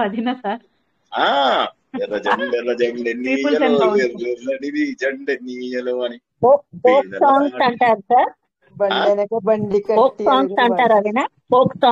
సాంగ్స్ కాదండి ఇవన్నీ, రెవల్యూషనరీ సాంగ్స్. రెవల్యూషనరీ సాంగ్స్ అంటే మాకు తెలంగాణలో ఏమైందంటే, తెలంగాణ మిగతా ప్రాంతాల కంటే కొద్దిగా డిఫరెంట్ గా ఉండేది. ఎందుకంటే మాది మరాఠవాడ రీజన్ కి వచ్చేది. మరాఠవాడ రీజన్ కింద వచ్చినప్పుడు ఏమైందంటే, మేము ఎక్కువగా ఏమైందంటే ముస్లిం రాజుల కింద పరిపాలింపబడ్డాం అన్నమాట. సో ఆ ముస్లిం రాజులు ఏం చేసేవాళ్ళంటే, ఈ తెలంగాణ ప్రాంతంలో అమాయకులు ఎక్కువ మంది ఉండేవాళ్ళు కాబట్టి వీళ్ళందరిపైన జులుం చేసి వీళ్ళందరినీ కూడా అత్యంత దారుణంగా హింస పెడుతూ ఉండేవాళ్ళు. ఒక స్టేజ్ తర్వాత ఏమైందంటే, వాడు తెలంగాణ ఇంకా కొంతమంది ఆయుధాలు చేతిలో పట్టుకుని వాళ్ళందరూ బయలుదేరారు అనమాట. అప్పటికి ఇంకా మనకు భారతదేశానికి స్వతంత్రం రాలేదు. రాకపోతే మరి వాళ్ళని కాపాడుకోవాలి, అన్ని ప్రాపర్టీస్ అవి కొట్టేస్తున్నారు తుర్కాలందరూ కలిసి. అప్పుడు కొంతమంది నిలబడ్డారు అనమాట. దానిని తెలంగాణ సాయుధ పోరాట వీరులు అంటారు. వాళ్ళందరూ నిలబడ్డప్పుడు అప్పుడు ఏమైందంటే, అద్భుతంగా నిలబడి పాపం పోరాడేవాళ్ళు. అప్పుడు ఏం చేశాడంటే, ఈ తుర్కా ఆయన తన మిలిటరీ సరిపోక తన దగ్గర ఉన్న సైన్యం సరిపోక తుర్కాలందరికీ కూడా రజాకార్లు అని చెప్పేసి వాళ్ళందరికీ కూడా తుపాకులు ఇచ్చాడు. ఇచ్చేసి వెళ్ళేసి పల్లెలన్నీ కూడా నువ్వు దోచేసేయి అని చెప్పేసి చెప్తాడు అనమాట. చెప్తే అప్పుడు వాళ్ళందరూ కూడా పల్లెలు దోచేస్తూ దొరికిన ఆడవాళ్ళని పట్టుకెళ్ళిపోతూ చిన్నపిల్లల్ని చంపేస్తూ అత్యంత క్రూరంగా హింసించి తెలంగాణ లోపల అత్యంత ఘోరమైనటువంటి ఇది చేశారు. మరి వీళ్ళందరూ అండర్ గ్రౌండ్కి వెళ్ళిపోయారు, పిల్లలు పోయారు, భార్యాభర్తలు అందరూ విడిపోయారు, పిల్లలు చనిపోయారు, పోరాటం మిగిలింది. ఆ పోరాటం చేస్తున్న వాళ్ళు కూడా ఎంతో మంది చచ్చిపోయారు. ఈ రజాకార్లేమో విచ్చలవిడిగా హిందువులందరినీ చంపేస్తుండే వాళ్ళు అనమాట. ఇంకా ఎలాగ హైదరాబాద్ సంగతి ఎలాగా ఇప్పుడు ఈ హైదరాబాద్ ని తుర్కాలే పరిపాలించాలా అన్న సమయం లోపల తుర్కాలే వీళ్ళు ఏం చేశారంటే హైదరాబాద్ నవాబు దీన్ని పాకిస్తాన్ లో కలపాలి అని చెప్పేసి అనుకున్నాడు. అయితే ఆ సమయం లోపల సర్దార్ వల్లభాయ్ పటేల్ ఏమో హైదరాబాద్ కు వచ్చారు. మనకు 3 ప్రాంతాలు ఇండియా మనది ఫామ్ అయినప్పుడు 600 చిన్న చిన్న దేశాలు ఉండేవన్నమాట. ఆ దేశాలన్నింటినీ కలిపేశారు. ఎవరు? సర్దార్ వల్లభాయ్ పటేల్ అని ఆయన అన్నింటినీ కలిపారు. మొత్తం మీద కష్టమైనవి 3 ప్రాంతాలు, చాలా కష్టమైనవి 3 ప్రాంతాలు. ఒకటి హైదరాబాద్, ఇంకోటి జునాగఢ్, పైన ఉన్నటువంటి కాశ్మీరం. సో ఈ 3 లోపల హైదరాబాద్ ను కలపడం కోసం సర్దార్ వల్లభాయ్ పటేల్ మిలిటరీ యాక్షన్ తీసుకుని హైదరాబాద్ కు వచ్చాడు. రాగానే అప్పుడు ఈయన ముస్లిం రాజు నవాబు తను లొంగిపోయి ఒప్పుకున్నాడు అనమాట. ఒప్పుకునేసరికి అప్పుడు భారతదేశంలో కలిసాం. అంటే మొదట్లో మేము భారతదేశంలో కలవాల, హైదరాబాద్ వాళ్ళు తర్వాత కలిశారు అనమాట. లేటర్ పార్ట్ ఆఫ్ ద దీంట్లో కలిశారు. కలిసిన తర్వాత అంటే భారతదేశానికి స్వతంత్రం వచ్చిన కొన్ని రోజులకు కలిసామన్నమాట. కలిస్తే అప్పుడు కానీ ఈ పోరాటం చేసిన వాళ్ళందరికీ ఏం మిగిలింది? ఒక రాష్ట్రం ఇవ్వలేదు, అమాయకులు, వాళ్ళ ప్రాంతం అంతా అభివృద్ధి కాలేదు. తెలివైన వాళ్ళందరూ కూడా ఆంధ్ర నుంచి వచ్చేసి ఇక్కడ సెటిల్ అయిపోయారు అనమాట. ఇప్పుడు ఉదాహరణకి మా తాతగారు సైడ్ వాళ్ళందరూ కూడా తెలివైన వాళ్ళు. అంటే తెలివైన వాళ్ళు అంటే చదువుకున్న వాళ్ళు, తర్వాత ఫైనాన్స్, బ్యాంకింగ్, వీటిలో తెలివైన వాళ్ళందరూ తెలంగాణకు పిలిపించేవాళ్ళు. ఆ రోజుల్లో నాన్ ముల్కీ అని చెప్పి పిలిపించేవాళ్ళు. పిలిపించి ఇక్కడ ప్రాంతాన్ని డెవలప్ చేస్తుండేవారు. ఆ విధంగా మా తాతగారు ఇక్కడికి వచ్చారు అనమాట. హైదరాబాద్ కి 1930s లో వచ్చారు. వచ్చి అప్పుడు ఆ టైం లోపల అనేక ప్రాంతాల్లో విద్యని అభివృద్ధి చేశారు మా తాతగారు. మా ఫ్యామిలీ మొత్తము విద్య హైయెస్ట్ లెవెల్ ఆఫ్ ఎడ్యుకేషన్ మా ఫ్యామిలీస్ లో వచ్చిందనమాట. అందులోపల మా తాతగారు మంథేని లోపల మా తాతగారు ఈవెన్ విగ్రహం కూడా ఇది చేయించారు ఆ రోజుల్లో. అంత ఇదన్నమాట. ఎడ్యుకేషన్ డిపార్ట్మెంట్ కి మా తాతగారు చాలా సేవ చేశారు. ఇటు మా అమ్మ సైడ్ ఏమో దువ్వూరి వారు అంటారు. దువ్వూరి అంటే మీరు అందరూ విన్నారు కదా, దువ్వూరి సుబ్బారావు అని చెప్పి ఆయన RBI గవర్నర్ గా చేశారు కదా. ఆయన మా నాన్నగారు మేనమామ పిల్లలు అన్నమాట. సో అట్లా వాళ్ళ సైడ్ కూడా హైయెస్ట్ ఎడ్యుకేషన్. ఆయన దువ్వూరి సుబ్బారావు గారు all India topper IAS exam లోపల. మన సంయుక్త ఆంధ్రప్రదేశ్ నుంచి ఆయన ఆల్ ఇండియా టాపర్ అన్నమాట. సో ఏదైతే అంటే ఆ రోజుల లోపల తెలివైన వాళ్ళందరూ కూడా ఇక్కడికి వచ్చేవాళ్ళు. లోకల్ గా తెలంగాణని డెవలప్ చేయలేదు. మధ్యలో చాలా సార్లు జరిగాయి పోరాటాలు. తెలంగాణ కొద్దిగా అమాయకం ఎక్కువ, కానీ ప్రేమలు చాలా ఎక్కువ. అమాయకత్వము, ప్రేమలు 2 ఎక్కువే తెలంగాణ ప్రాంతంలో. సో కానీ డెవలప్ చేయలేదు. దానికి ఎవరు కారణం కాదు, లోకల్ లీడర్స్ కారణము. వారే డెవలప్ చేయలేదు. ఎమ్మెల్యేలు వాళ్ళు రెస్పాన్సిబిలిటీ సరిగా తీసుకోకపోవడం వల్ల. కాబట్టి ఏమైందంటే తెలంగాణ సాయుధ పోరాటంలో దెబ్బతిన్నది ఇవే. తెలంగాణ సాయుధ పోరాటం జరిగిన 40 ఏళ్లకు కూడా 50 ఏళ్లకు కూడా మళ్ళీ మేము తెలంగాణ రాష్ట్రం వచ్చే వరకు కూడా డెవలప్ అవ్వలేదన్నమాట. ఇక్కడ చాలా కష్టపడ్డది. తెలంగాణ అనేటటువంటిది అత్యంత ఏమంటారు, ఎంతో అద్భుతమైనటువంటి సంపద ఉన్నప్పటికీ కూడా డెవలప్ కాకుండా ఉండిపోయింది అనమాట తెలంగాణ. మిగతా ఇప్పుడు తెలంగాణ ఆల్ ఇండియాలోనే 3-4 స్థానాల్లోకి వస్తుంది అనమాట. అప్పట్లోపల అలా మోసం చేశారు. ఆ టైంలోనే ఇప్పుడు మీరందరూ ఇందాక పాడుతున్న బండెన్క బండి గట్టి 16 బండ్లు గట్టి ఏ బండ్లే పోతావు కొడుకో నైజాము సర్కరోడా నాజీల మించి నౌరో నైజాము సర్కరోడా. ఆ పాట లోపల లాస్ట్ లో ఒక చరణం వస్తుంది అనమాట. అందరూ ఆవేశంగా వీళ్ళు కొట్టేయాలి నిజాం అని చెప్పి.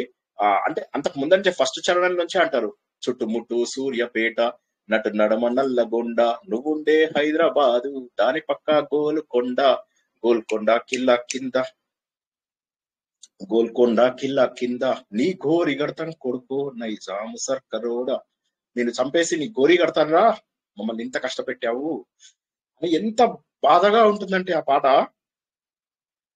అసలు తెలంగాణ వాసులు పడ్డంత కష్టం ఎవరు పడుంటారేమో. అందులోపల అంటాడనమాట, ఏమనంటారంటే పిల్లాలమంతా కలిసి రజాకర్ సినిమా అదే వచ్చింది కదండి. ఉండదు, చాలా సినిమాలు. కరెక్ట్, రజాకర్ సినిమా కూడా వచ్చింది. మళ్ళీ ఇంకొక ఆ పాట లోపల ఇంకొకటి అనమాట. ఏంది, స్త్రీ పురుషులంతా కలిసి పిల్లాలమంతా కలిసి స్త్రీ పురుషులంతా కలిసి పిల్లాలమంతా కలిసి వడిసేళ్ల రాళ్ళు నింపి వడిగా కొట్టుతేను కారాపు నీళ్లు తెచ్చి కండల్ల జల్లితేను నీ మిల్ట్రీ బారిపోయరో నీ మిల్ట్రీ బారిపోయరో నీ మిల్ట్రీ బారిపోయరో నైజాము సర్కరోడా బండెన్క బండి గట్టి 16 బండు గట్టి ఏ బండ్లేబోతావు కొడుకో నైజాము సర్కరోడా నాజీల మించినవరో నైజాము సర్కరోడా. ఎంత అద్భుతం అసలు, ఎంత అద్భుతం అసలు. అసలు అందుకోసం ఆ రోజుల లోపల అంటే తెలంగాణ ప్రాంతాన్ని అత్యంత దారుణంగా బాధ పెట్టారు ఈ తుర్కాలు. ఇప్పటికీ కూడా వాళ్ళ దాటి నుంచి తట్టుకోలేకపోయాం కదా. తర్వాత డెవలప్ అయింది. బట్ ఎనీవే పాటలు అనేసరికి ఎంత వెనక్కి వెళ్ళిపోయాను, ఎంత ఫ్లాష్ బ్యాక్ వెళ్ళిపోయాను. సారీ, అంటే పర్సనల్ విషయాలు చాలా వచ్చేసాయి. తెలంగాణ గురించి నేను విన్నాను మా అమ్మమ్మ వాళ్ళు పెద్దవాళ్ళ నుంచి. అసలు చదివిలేదంట ఎవరిని, పిల్లల్ని ఎక్కడ రజాకారులు వచ్చి చూసి ఎత్తుకపోతారు అని తొందరగా పెళ్లిళ్ళు చేసేసిండ్రు. అందుకే ఎవరికి ఉద్యోగాలు లేక, వ్యవసాయం పంటలు అవ్వక, ఇక్కడ వాటర్ సోర్స్ లేదు కదా. ఈవెన్ మా చుట్టాలు కూడా ఇప్పటికీ ఇంకా చాలా ఏమంటారు లో బ్యాక్వర్డ్ స్టేజ్ లో ఉన్నారు. లక్కీగా మేము చదువుకున్నాం అనుకో, మా డాడీ జాబ్ కాబట్టి మేము కొంచెం సెటిల్ అయ్యాం. కానీ నిజంగా ఇప్పటికీ మా ఊర్లలో ఉండే వాళ్ళు ఎవ్వరు సెటిల్ అవ్వలేదు. మా అదృష్టం ఏంటంటే ఇప్పుడు నా రూట్స్ ఆంధ్ర, ఎందుకంటే మా అమ్మ సైడ్ ఆంధ్ర, మా నాన్న సైడ్ కూడా ఆంధ్ర. దాంతో ఏమైపోయిందంటే వాళ్ళందరూ ఇప్పుడు మా చుట్టాలందరూ ఆ రోజుల్లో హైదరాబాద్కి వచ్చేసారు. ఎందుకంటే మెయిన్ ఉద్యోగాలు ఇక్కడ దొరికేవి, టాలెంట్ ఉన్న ప్రతి ఒక్కడు ఇక్కడికి వచ్చేసేవాడు. రావడం వల్ల ఏమైందంటే మా ఆర్థిక పరిస్థితి అంత బాగాలేకపోయినా కూడా ఒరిజినల్ గా మేము ఆంధ్ర మైండ్ సెట్ లో వచ్చాం కాబట్టి విద్య మీద బాగా ఫోకస్ ఉండేది. చదువుకోవాలి, బాగా ఇది ఉండాల. మా తాతగారు కూడా ఎప్పుడు చదివే. ఆయన ఇంకొక 4-5 రోజుల్లో చనిపోతారన్నా కూడా ఆయన ట్యూషన్స్ చెప్పేవాళ్ళు. 82 years అప్పుడు ఆయన ట్యూషన్స్ చెప్పారు మా తాతగారు. సో ఆయన అందరికీ ఫ్రీ. మళ్ళీ మా తాత ఒక్కళ్ళ దగ్గర చదువు పైసలు తీసుకోలేదు. మా తాత తాతగారి పేరేంటండి? దర్భా సత్యనారాయణమూర్తి గారు. సార్ నేను అదే విన్నాను సార్, మీ సర్నేమ్ చూసి ఏంటంటే ఇక్కడ ఎప్పుడు వినలా నేను. ఇప్పుడు నాకు అర్థమైంది. ఏంటండి? సర్నేమ్ చూసి ఆంధ్ర ఆరిజిన్ ఉండాలి అనుకున్నాను నేను. అది ఇవాళ చెప్పారు మీరు. అమ్మ సైడు నాన్న సైడు కూడా ఆంధ్రాడే. అవునవును. నేను ఒకటి సార్ తెలంగాణలో నేను వర్క్ చేశాను. మీరు చెప్పిన నిజం, అమాయకులు అత్యంత ప్రేమ గలవాళ్ళు తెలంగాణ. చాలా చాలా ప్రేమ. ఎందుకంటే నీ కాలు మొత్తందరూ నాకు సాయం చేయదురా అనే ఇది అనమాట. చాలా మంచివాళ్ళు సార్, చాలా మంచి వాళ్ళు అసలు. అబ్బా తెలంగాణ ఆంధ్రాలో ఎప్పుడో వర్క్ చేయాలి, ఆంధ్ర వాళ్ళైనా తెలంగాణలో ఎక్కువ వర్క్ చేశాను. అఫ్ కోర్స్ అందరూ చల్లగా ఉండాలి, అందరూ బాగుండాలి. కానీ నేను పుట్టి పెరగడం అనేది, ఎస్పెషల్లీ నేను ఉన్నటువంటి ప్రాంతము నిజామాబాదు, ఇట్స్ హెవెన్. నాకు ఒక్కొక్కసారి అనిపిస్తుంది తెలుసా, మొత్తం నాకు తెలంగాణలో నాకు తెలిసినంత టూరిజం ఎవరికి తెలియదు. నాకు ఎంతో బాధ ఇస్తుంది తెలుసా. నేను కనుక తెలంగాణ మినిస్టర్ అయితే, ఈ తెలంగాణలో కనుక నాకు టూరిజం మినిస్ట్రీ ఇస్తే ఇక అసలు మొత్తం ప్రపంచంలోనే బెస్ట్ ఇండస్ట్రీ చేయగలను నేను. అంత శక్తి ఉంది నాకు అసలు. అంటే ఎంత అనిపిస్తుందో, ఎన్ని ప్రాంతాలు చూపించగలను నేను తెలంగాణలో, ఎన్ని మారుమూల ప్రాంతాలు కూడా తెలుసు నాకు. సో తెలంగాణ నేను బోధన్, బాన్స్వాడ, నిజామాబాద్, దుక్కి, కొత్తూరు అని వర్క్ చేశాను.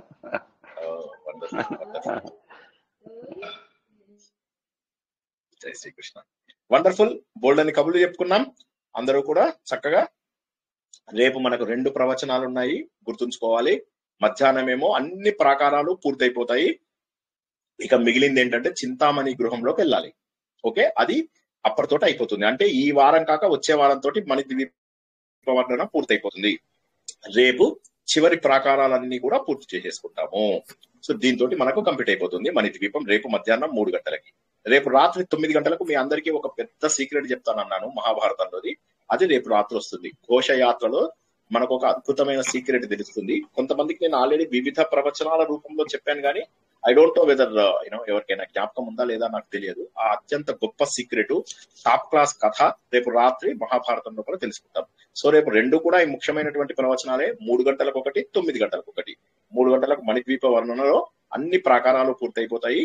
ఇక మనము సదాశివుడు ప్లస్ అమ్మవారు ఉన్నటువంటి దగ్గరికి చింతామణి గృహంలోకి వెళ్ళడమే తరువాయి.